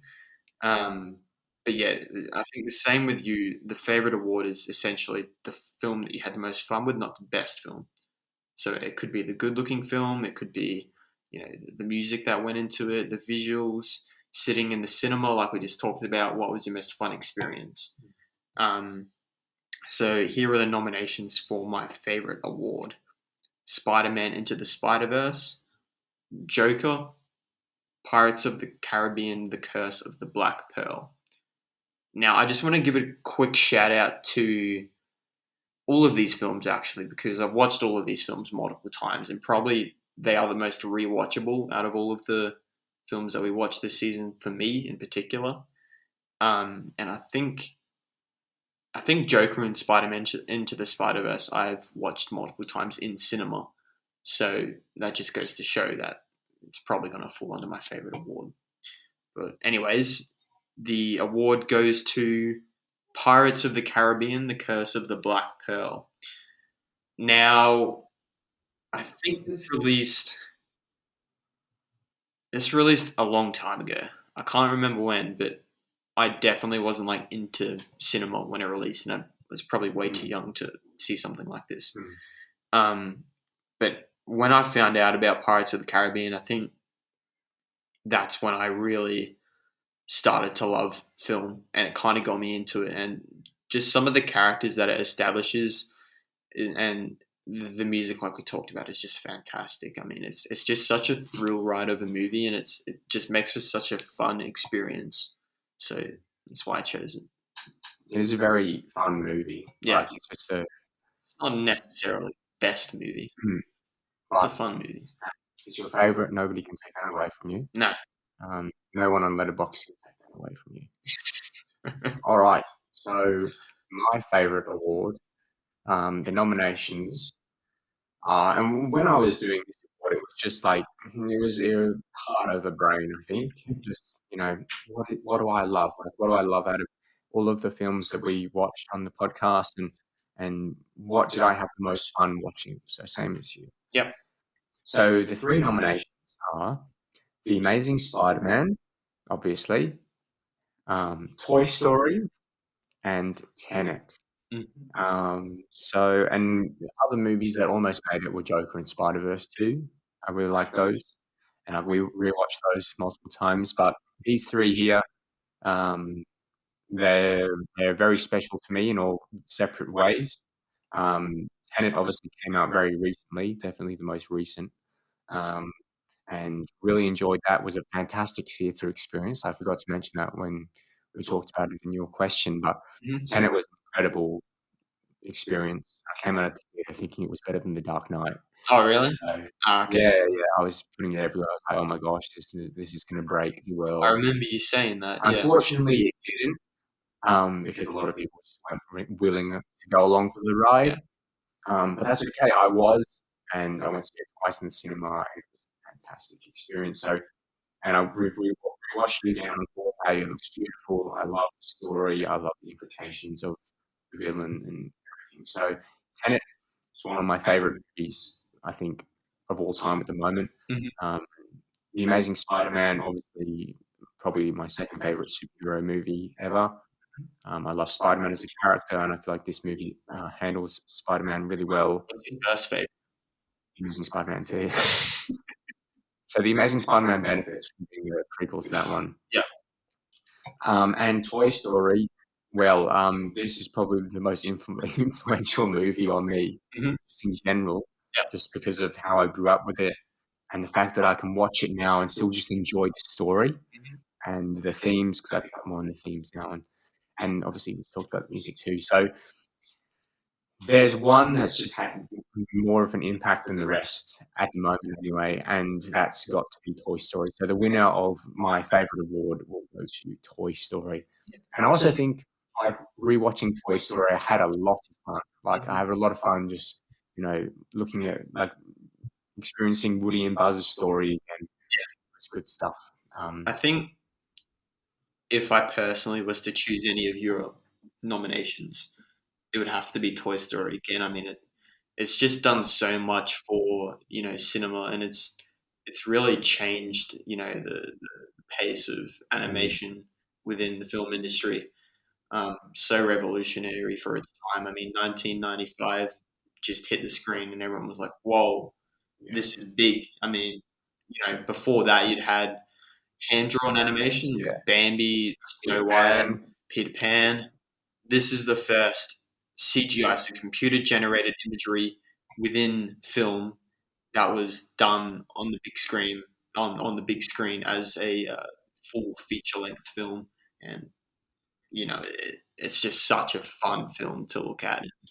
The characters are great. You can just eat them all up and have a great time. Yeah, I feel like Buzz Lightyear is my favorite fictional character of all time, and it's either that or Andrew Garfield's Spider-Man, obviously. But in terms of, like, throughout my entire life, what has my favorite character been?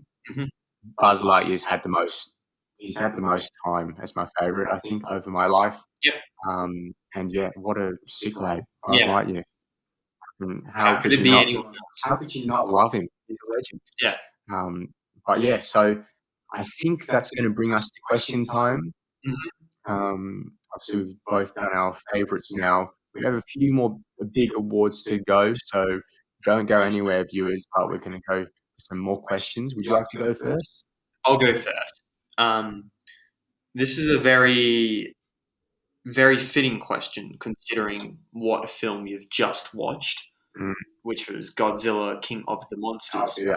And I think you know the question that's about to come. So 2021, they're dropping Godzilla vs Kong. Oh, okay. I want to know who you got, who you backing in Godzilla vs Kong.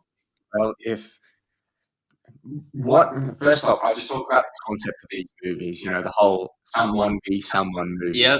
I hate them. Because I get really excited for them, and I'm always disappointed. Because Civil War, Iron Man versus Captain America, who's going to win? You think the whole movie is going to be who's going to win, who's going to win? And obviously, they introduce, you know, a villain, and eventually, you know, usually how it goes is they fight for a bit, villain comes in, they're friends, and then they fight the villain, right? But in Captain America Civil War is probably the best someone v someone movie, I think, because there's a definitive winner, and I appreciated that. Obviously, Cap won, and anybody who doesn't say that is just delusional. Cap won. Cap won, yeah, because he stuck the shield. He could have decapitated Iron Man. He was like on top of him, and then instead of killing him, he put the shield in. Oh, I'm looking at it from the bigger picture, as in that Iron Man locked up Captain America and his crew. Well, not Captain America, sorry. Yeah. Locked up Captain America's team. Yeah, I mean, like, you know, on a 1v1 fight. On a 1v1 fight, Captain America. Yeah, but and then Batman v Superman was the one to do it. Obviously, there's a definitive winner there as well, but then they team up and fight the bad guy, and it's like you're going to market the entire movie as someone v someone, and then at the end of the day, it doesn't matter. Yeah. But in this movie, the director has come out and said that there will be a definitive winner. So I appreciate that. Yep. But at the end of the day, we all know that they're going to team up to fight someone else, who, whatever it is, Godzilla. probably. They're going to have to fight someone else at the end. It's got to be Godzilla for me. Whoa. Godzilla has got like some sort of like radiation power laser beam thing. It's not who you think so. I want Godzilla to win. Just purely based on the fact that I went to see the movie for like my 12th birthday or something, like the first one, and I remember it being like so cool. When like you couldn't try to digest the story, you was just like, you know, wow, that's such a cool monster. Yeah, and he looks really cool. Like I really love the design of Godzilla. So, and then Kong Skull Island. I mean, like it was fine. I went to see it, but I don't know. If I had to pick between two, it's got to be Godzilla. What do you reckon? Do you think who's going to win and who do you want to win? Who's going to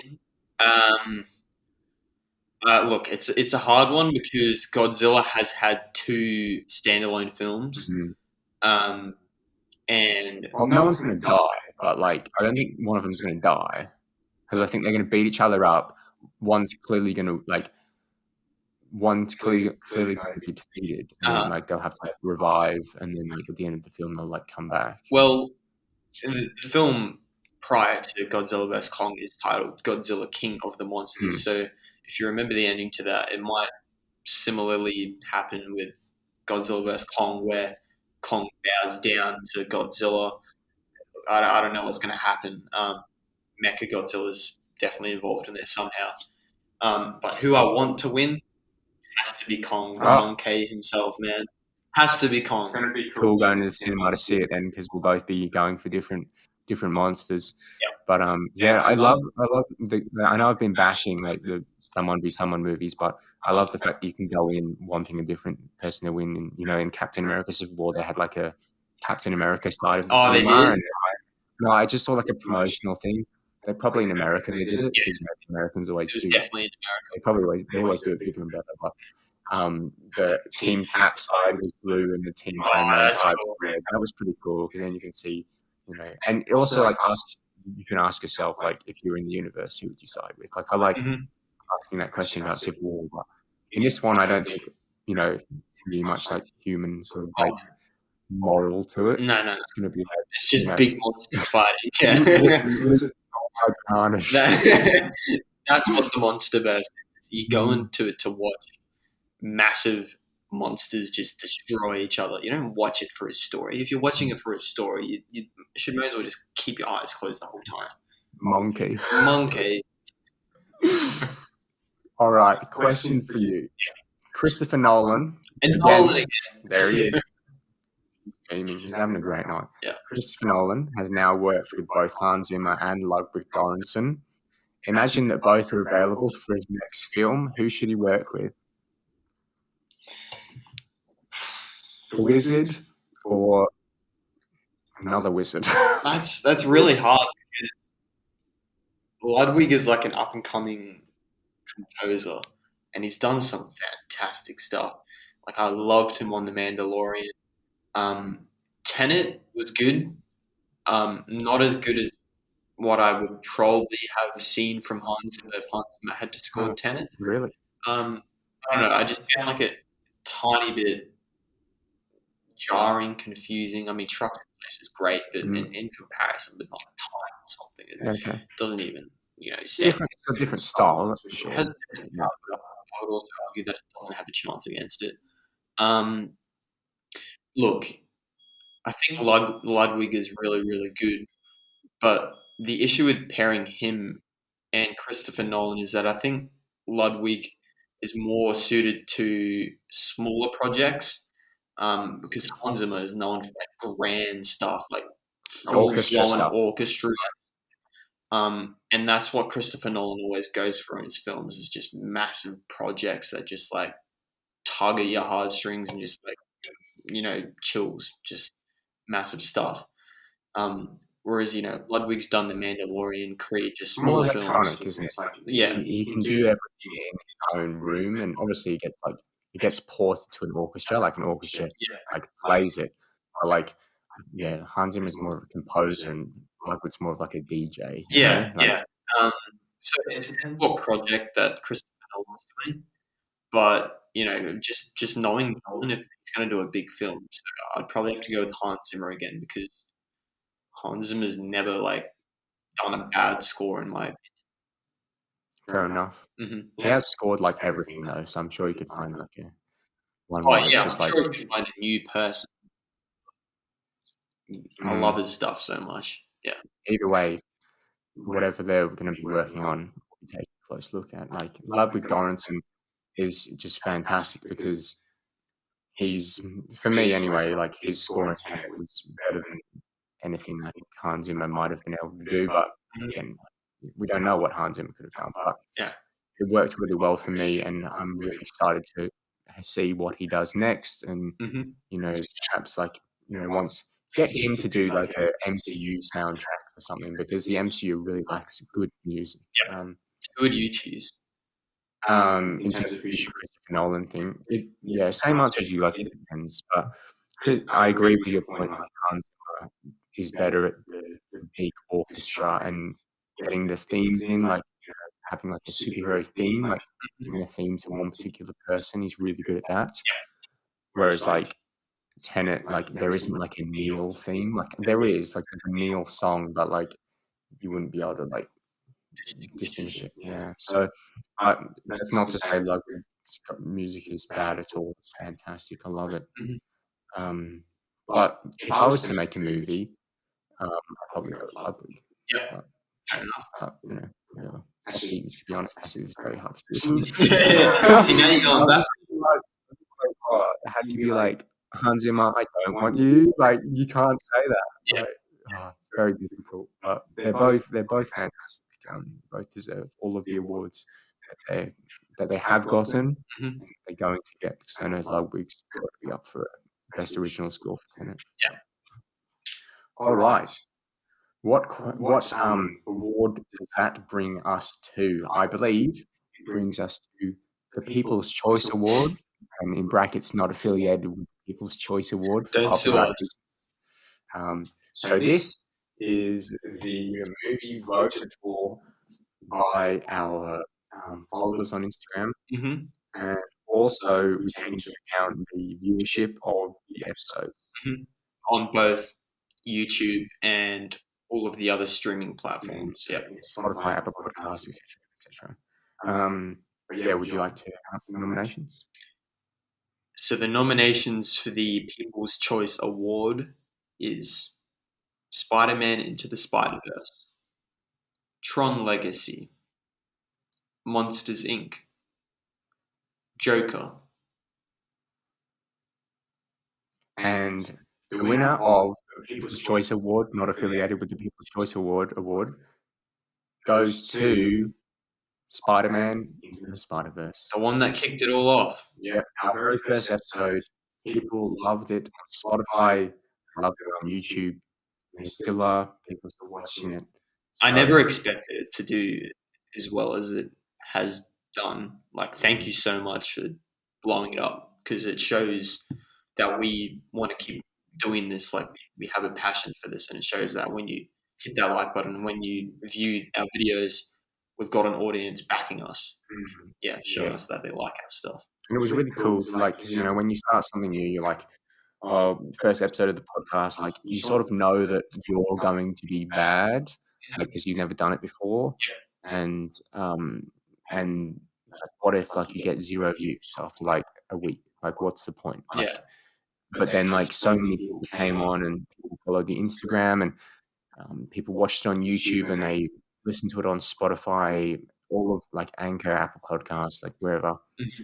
And people really enjoyed that episode, I think. So that was really cool, and a lot of people stayed on to watch Joker, which is the next one, and etc. But I would like to give a shout out to Tron Legacy, because that was probably that's our, I think, maybe our second most viewed one on the podcast, and I think a credit is due for Harry, because I feel as though a lot of people watch that because was he our first guest on? Was Millsy on for Revenge of the Sith before? He was on for Revenge of the Sith.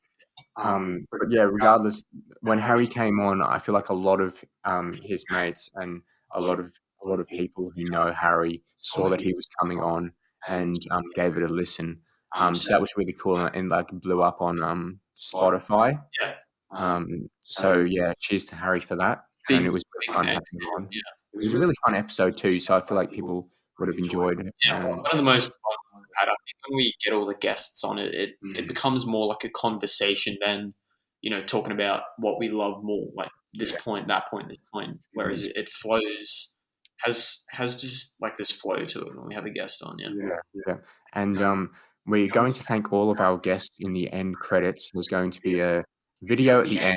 So if you're currently listening on Spotify or Apple Podcasts, you'll hear the music at the end. But perhaps if you'd like to see the credits, all the credits. Yeah, we're going to roll the credits at the end once we finished. And you can have a look. We've got some cool scenes in the background with some credits thanking everybody involved, everybody who suggested the movie, everybody who came on the podcast, and all sorts of things. So if you ever interacted with us at all, or ever interacted with the rewatch, you're probably going to get a mention. So stay tuned, and for the very end, see if your name pops up. It probably will. But yeah, big thanks to all of our guests. It's really fun having a guest on. Big thanks. Especially, we bring someone on who's it's their favorite movie. And get that passion. I think our best podcasts are when we really love the movie. So Spider-Man Into the Spider-Verse and Joker. Inception. Exactly. Yeah. But yeah, so big thanks to all of our guests. But I get another thank you at the very end. Yeah. All right. A controversial one now. Oh dear. Would you like to announce the next category, Jaden? The next category is the worst picture. No, we're not afraid of getting negative. No, this is the Rewatch Awards. We're not the Oscars. Diversity. What? Diversity. We have diversity in categories, meaning we provide good awards and we provide bad ones too. Yeah. So, worst picture. The nominations are Attack of the Clones, of course, The Phantom Menace, so 2/3 of the prequel trilogy, and Devil All the Time. Right. Now, before we get on to announce the winner, it is only just that we mention 2 films that we planned on doing for the podcast, but they were so bad that we decided not to do a podcast on them. Yep. And those 2 films are Lucy and Wonder Woman 1984. Now, we both watched Lucy. Yep. So let's chat about that for a second. Yep. It was not good. I didn't like it, but I can understand why people like it. It's one of those films I you can't okay, understand. can't, I think it was rubbish. I don't know. I found it really, really strange, and I kind of liken it to something like Enemy, where I absolutely despise the film, but I know that it has an audience out there that just loves it, Mm. and I don't know. It's just one of those films that it's just completely split down the center. It's like you either hate it or you love it, and it's just strange that film can do that for some reason. Yeah, it's weird. I just found, yeah, like watching it, I was like, am I missing something? Like this is so hollow Mhm. and just lifeless. I was gonna say empty, yeah. Scarlett Johansson was good in it, and that's about it. Like Yeah. I that think that's your letterbox review. that would have been like if we were to do a podcast on it, that would have been the extent of the podcast, and then Yeah. we would have given it like an F. Yeah. Also, Wonder Woman 1984. I was going to go see this, but then you persuaded me not to because I it was that bad. I walked out of this film, and I don't do that with many films. This film was just it took everything that Wonder Woman stood for and everything that was good about Wonder Woman. Wonder Woman's my favorite DCEU film, mind you, but Wonder Woman 84 was just like, "No, here, I'm gonna flip this over and just shake out all the good stuff, and then when I turn it back over, there's gonna be, like, a bunch of just rubbish left in the rubbish bin." And it's like, why? Why do you do that?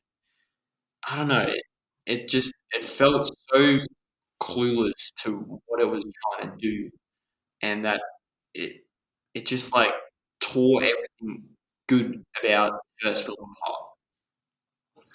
Um, the main difference, right, between the first Wonder Woman and the sequel is that Zack Snyder didn't write the sequel. Yeah. That's all I'll You say. can tell. Because up until maybe Justice League with the Joss Whedon edition, Mhm. you can tell that Zack Snyder was, being the Kevin Feige of the DC universe. He was involved in everything. He was putting his hands in all the jars. Making sure everything was just right. And the first Wonder Woman was really good. Really good, yeah. Not like fantastic, but like It was a decent film. it was most MCU movies, I think. I was about to say, I feel like it could slot right into the MCU and, just be a above average film that's fun to watch. Like your Winter Soldiers and stuff. Just like not Oscar worthy or not anything that's going to break the genre per se, but it was good. Yeah. And I like Gal Gadot as Wonder Woman. I know a lot of people don't, but I really like her. But Mhm. not Wonder Woman 1984. I wanted to go see it, and like you were so adamant that I should not waste my time nor my money. That I refrained from doing so. See, I feel like if it even goes free on any streaming platform, I still don't wanna watch it. Still don't watch it. No. Yeah. Wow, that's incredible. And it's a shame as well because Cheetah's a really cool villain, Yeah. and in the Disney, not the Disney, the Justice League animated like TV shows, she's a really cool villain, Yeah, I know the one you're talking about, yeah. but just better in animation, I think, Yeah. than real life. Yeah. Like some cat sort of thing going on there, like Oh, whoever decided to make that, just And then the choice to bring Steve Trevor back, but then not really, was just really bizarre. And the fact that Wonder Woman's sexually assaulting another man. the way that they brought him back, I don't know if you've seen it. I have seen. I know how bad it is. It is ridiculously bad. It wasn't given an explanation, like, and that might have been because I left, but the way that they made that happen was just God. Yeah, it's just like everything went wrong. Like it's like Kevin Feige like left the building for an MCU film, and then they made one without him. Yeah. It's like Zack Snyder left the building, and this is what you get. You know what it's like? It's like when you're in school, you're writing an essay, and you finish, and you have 20 minutes left, and you're like, "Okay, should I look over this film again?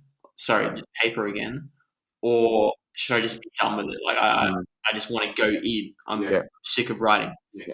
That's what this film is. They're like, "Okay, we've watched it once, everybody. Let's not check this again. Let's leave it and just move on." Or just like read the script. Like, how do you read that script and be like, this is good. Someone sat down and wrote that script. It was someone's job. It was many people's jobs to sit down and devise the sequel to the best DCEU film. And this is what we get. And then meanwhile, we still don't have a sequel to Man of Steel. Like, what are you doing? Yeah. Bizarre. But regardless, those are two films that we wanted to do for the podcast, and we plan on doing for the podcast. But they were so bad that we didn't. So Remind me of the nominations. yes, so the nominations that we did watch on the podcast and were really, really bad were Attack of the Clones, Phantom Menace, and Devil All the Time. There's only going to be one winner, and that is Sheridan. Attack of the Clones. I mean, come on, George Lucas. He's going to get his second negative award for Attack of the Clones now. Yeah, I think he's got multiple. Here he's coming. He's coming up now. He's not looking too chuffed, but he's got an award for it regardless, you know. So he's been he's actually might get three. He's going to get 3 awards. 3 awards because he picked up the award for worst CGI. Obviously, the pair. Oh, he did too. That is in this movie. 3 negative awards. The prestigious meme award. That's a positive one. Positive award. Yeah. Like a backhanded compliment. Yeah. And then obviously Hayden Christensen got worst performance. So obviously George Lucas gets credit for directing that performance, but it's not his award per se. So No. 3 awards for George Lucas so far. 2 of them negative, 1 positive. So it's been a mixed night for him. But George, look, I mean, he's changed our lives. So got to give the man the credit. He's a bit of a genius, but at least he was. That's the good thing about Star Wars, right? You love it, but you hate it, and I think it's so controversial in its own manner. But that's the thing about Star Wars fans; they despise it, but they still seem to love it for some reason. Yes, Twitter has been a very toxic place, especially recently. My goodness me. Can I reframe what I just said? George Lucas Star Wars, sorry. George Lucas okay. Star Wars, I love it. Yeah, of course, yeah. But yeah, so Attack of the Clones can take out the award for worst picture. Yeah. Right, we have 2 awards left, Mhm. and they're the big ones. Very big ones. So shall we dive into questions, or would you like to do the next category? Well, I don't actually have any questions, but if you have one, I'm open I to have some questions to throw them at. Okay. This is an interesting one. Okay. If you could direct a film, what genre do you think you'd like to make a film within? So, for example, you could do an action film, you could do drama, you could do a romantic comedy. What genre do you think interests you? It's like asking what's your favorite genre, but what do you think you could write a story within a sort of genre? What do you think? Mystery crime, I think, would be really cool. Oh, that would be cool. I don't know. I've always been fascinated with that, and seeing Ryan Johnson's Knives Out. Ryan Johnson's just he's a hit or miss, but I like Knives Out, and I think it's a really, really good film. And I feel like something on that path done in a more refined way, in a more Nolan-esque way, could be like a really, really cool film. Yeah. Yeah, that would be cool. One more question. Mhm. Who's the best Spider-Man and why? Best Spider-Man. Live action, of course. Are we talking about best Peter Live Parker or best Spider-Man? Best Spider-Man can be whatever you want it to mean. I'm going to take a mix It from. can mean both. It can mean both. I'm going to take a mix from both of them.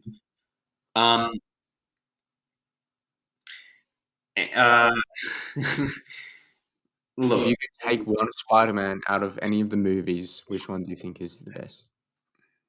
let me explain this, right? I'm not going to get hurt if whatever you say. Tobey Maguire's Peter Parker was pretty horrendous. I mean, he's I way agree. too old, and It's too awkward. I don't know. It's just that's what a 2000 film is like. That's what they did. But Peter Parker, Spider-Man is really good. I think it's quite good. Andrew Garfield, I think he's found a great sort of area in the middle where he's kind of balanced both of them. At the same time, I think he's too old again, and that's an issue with the character. That's an issue with the casting. But no, I think he's also really good on both. The writing, like I want to sit down with the executives and be like, why can't you just have a Spider-Man that's 26 years old? Mhm. Like, I get that he has to start out as a kid, but like Andrew Garfield looks like 7 years older Mhm. from the first film to the second film. It's like, why don't you just make him a university student even, or just like, you know, a 26-year-old Spider-Man at the height of his career? I think that limits the potential of having crossovers with other characters. As So, in like Harry Osborn and yeah, Mary they'd be Jane way and too old to yeah, the story, and Iron Man would be like 60 years old. It's just yeah, but whatever. Yeah. Iron Man. Go moving on to Tom Holland's Spider-Man. Again, I feel like he's also found a good middle ground, and I think he's probably the best Peter Parker. And I'm only saying that because he kind of nails his quirky, sort of adolescent character, whereas the other ones are just way too old for that. Um, so best Spider-Man Peter Parker combo.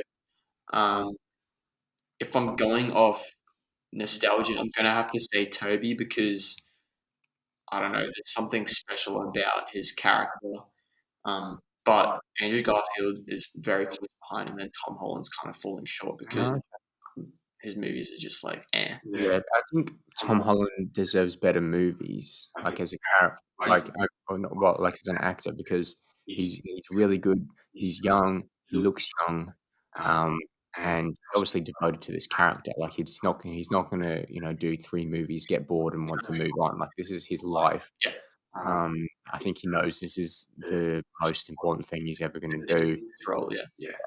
It's what he's going to be remembered for, regardless of whatever he does in the future. But yeah, I feel like he just deserves more time. The actual character, like Yeah. he just deserves more attention as a Peter Parker character. Yeah. And I don't know, just gets caught up in the green screen, I think. Definitely, yeah. But regardless, I agree with all of your points there. I think you make a pretty good argument there. But yeah, I think Tobey Maguire, I mean, best about as good as it could get at the time, maybe, but I don't know. It would have been interesting to see what someone like Leonardo DiCaprio could do instead. Yeah. But yeah, so that brings us to our last 2 awards. Mhm. The 2 most important. So we have the best animated picture of season 1 of the Rewatch podcast, and we have best picture from season 1 of the Rewatch podcast. Yeah. Now, would you like to provide the nominations for best animated picture? The nominations for the best animated picture are Spider-Man Into the Spider-Verse, Cars, Toy Story. Fantastic category. Yeah. Watch some damn good animated movies. A lot of them have been cut out. For example, Monsters Inc. Yeah. was up there. Very good as well, yeah. I mean, it's tough. A lot of people get them in a room and ask them which is the best out of these 3. Mhm. Probably almost guarantee that nobody would have the same answer. Yeah. It's a very tough. It's kind of like the best original score, where there could be a number of films up here. Yeah. But we had to narrow it down, and I think we've found a pretty strong group of films here. So, out of 3, Spider-Man, Spider-Verse, Cars, and Toy Story, the winner is directed by John Lasseter. So that narrows it down to 2. It is Cars. Yeah. Now, this is maybe a controversial one, because a lot of people would say that Cars would probably come number 3. Like, after those 2, Toy Story would be up there, and Spider-Man Into the Spider-Verse is very good too. Fantastic rating on Letterboxd, a 4.4 out of 5 stars. Fantastic. By far the most highly rated out of these 3. But why is Cars the winner? Oh, really? Yeah. Or maybe a 4.2. It's up there. Why is Cars the winner of this award, Jaden? I think we had to find a middle ground between my rating and your rating, and I think Spider-Man Into the Spider-Verse was an AA, Cars was an AA, and Toy Story was an A plus, A minus, A. They were all an average of an A. They were all averages of A, but I think the reason we chose Cars is that it kind of has like this. I don't know. There's something special just about the film that Spider-Man, the Spider-Verse is great, but it's just way too recent to just consider its impact on us. Mhm.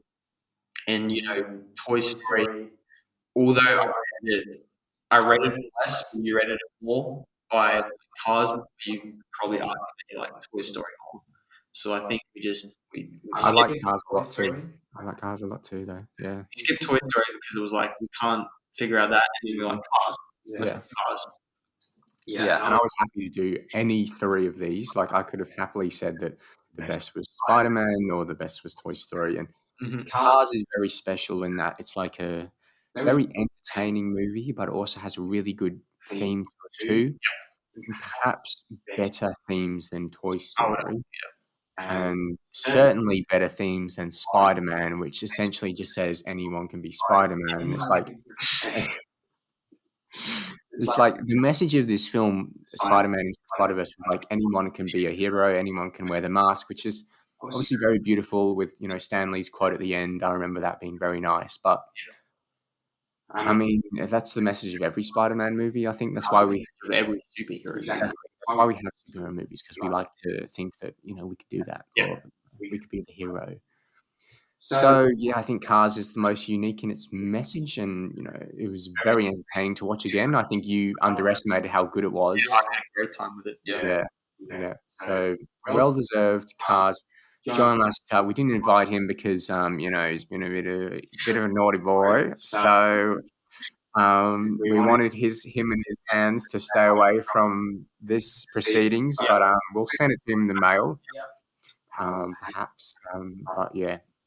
John Lasseter, obviously the director of Cars. But that brings us to our very last award, and that is Best Picture. So the Best Picture, this takes into account every movie that is not animated, and the nominations are, shall I do them? Inception, Joker, and Tenet. Mm-hmm. Controversial picks here. I think two of these are controversial. Yeah. But did we watch many movies that you thought were just flawless? No. Any masterpieces? I don't really think so. I think on this season I ranked one as an A plus, and I'm considering changing that, which is Joker. So none of these films have been perfect to me, but in saying that, I think all of these films are Oscar-worthy nominations for the Best Picture. It's just something about them is just it changed cinema. It's revolutionary.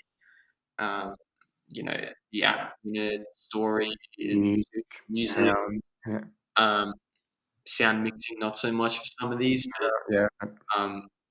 a special shout out to Christopher Nolan for getting two of his films in Best Picture, which is just like wow. Yeah, and obviously Best Director as well. It's a busy night for him. So if we want to swiftly move along and announce the Best Picture award, goes to Inception. Inception. What a fantastic movie this was. Yeah. We almost pulled an Oscars though. Yeah. We almost announced the wrong one. Yeah. We almost did a whole La La Land Moonlight situation. We almost gave it to Joker. Yeah. And then that would be very embarrassing because obviously Todd Phillips and Joaquin would have come up onto the stage, and then we would have to say, started talking about trees and vegans, cows, how immoral it is, and then we would have had to have given it to somebody else, and that would have been very embarrassing. But what can I say? We just have a better grasp on our proceedings. But Joker was the one that we were going to give it to. Why doesn't it top Inception? I think in particular, Joker, I need to rewatch again. I really want to rewatch again. Rewatch the film again to know better whether it had potential of being the best picture. Tenet, I want to rewatch again as well. But Inception, I don't have to rewatch it again to know that it was a great film. And that I've only got a few little flaws with it, and that is the sound mixing, which Nolan can never seem to get right. Please get it right, Nolan. I'm looking at you straight in the eyes, Nolan. Please get it right, and fixate your IMAX as well. But no, like I think Inception has just done so much more for cinema and film than Joker and Tenet probably ever could. Yeah, fair. Yeah, I agree. Joker is good, very simple, and obviously a simple film. The fact that it's simple shouldn't be used against it to make it a bad film. No. But it's I think it lacks substance on rewatches. Mhm. A lot of people say it's shallow, and I can somewhat agree. But then again, I would defend it. A lot of people on platforms such as Letterboxd really don't like Joker Mhm. because they think it's a ripoff of Taxi Driver. And obviously, I think it is to a certain extent, but then I think it's maybe better than Taxi Driver. Sorry, Marty. Marty's punching the security guards. He's on his way out. He's breaking out of the prison, probably. Let's hope he doesn't get here before we conclude. But Yeah. regardless, I think that brings. Oh, sorry, Nolan. We still have to give him this trophy. You go. Here is it. Number 4, is it? I think it's number 4. Number 4, off to Christopher Nolan. And he's obviously very happy. 4 Rewatch Awards for Christopher Nolan. 2, I think, for Robert Pattinson. And maybe 3 or 2. But the winners of the Rewatch Awards in general, in the individuals, will have to be Christopher Nolan, Robert Pattinson, and Hans Zimmer, yes, and I would have to say George Lucas too. But obviously George Lucas is kind of a few negative ones there too. But regardless, that brings us to the end of the Rewatch Awards. It's been a long one. So thanks for listening. Yeah. Is there anything you'd like to say before we conclude season 1 of the Rewatch podcast? Just thanks again to all of the guests that appeared on this season of the Rewatch podcast. In chronological order, we had Millsy or Alex, and then we had Harry, and then it was Millsy again, and then it was Nick. Yeah. So big thanks to those guys for coming on. And hopefully we'll see them again in the future doing some of their favorites. Yeah, and also thank you to everybody for suggesting movies. Yep. If I can recall correctly, Heidi suggested Onward, which we watched. Which it's crazy to think that we watched Onward. That was ages ago, but it kind of wasn't. But what else? John from Instagram. Yeah, so John, he nominated or asked us. He suggested Coco, which we watched as well, right after Onward, I think. And then Justine, as you said, and Ava as well. They suggested Monsters Inc. And also shout out to my mate Josh Bailey, who also he suggested Shrek. Oh yeah. And that was a fun one, wasn't it? Yeah. But all great movies, all animated movies actually. So we by the way, Shrek was left out of the best animated and the best animated picture category. Oh, That's shocking. Definitely been a snub there. Maybe we'll have a separate video for Rewatch Awards snubs. maybe Shrek 2 comes along. We'll see. Yeah, Shrek 2, yeah, that might make a run for it. But yeah, so thank you to everybody for suggesting certain movies. We like doing movies that you guys that we know people will listen to and have fun with. And if you ever would like to come on to the Rewatch podcast, just send us either a message personally or just send a message to the Rewatch Podcast on Instagram, which is at the Rewatch Pod. If you'd like to send us an email or ask us a question or anything, you can send it to the One Rewatch Podcast or the One Rewatch Pod at gmail.com. If you would like to see us review other movies and write written reviews, Mhm. you can check out the platform called Letterboxd, which if you search up on the internet, it'll just come up straight away. It's like a movie social media sort of thing, Jaden. Yeah. And we're both on there, and we'll just let us know, and we'll follow you, and you can follow us, and so you can log any movies, write about any movie you want, list any movie you want, and share it with your friends. So it's sort of like Instagram, but for movies. And it's really, really fun, and you get to do reviews that actually impact the overall rating of reviews. So, for example, like you've just rated Fantastic Mr. Fox a 5-star on Letterboxd, and I read what you thought about it, and your 5-star review will now impact the average user rating, which is 4.1.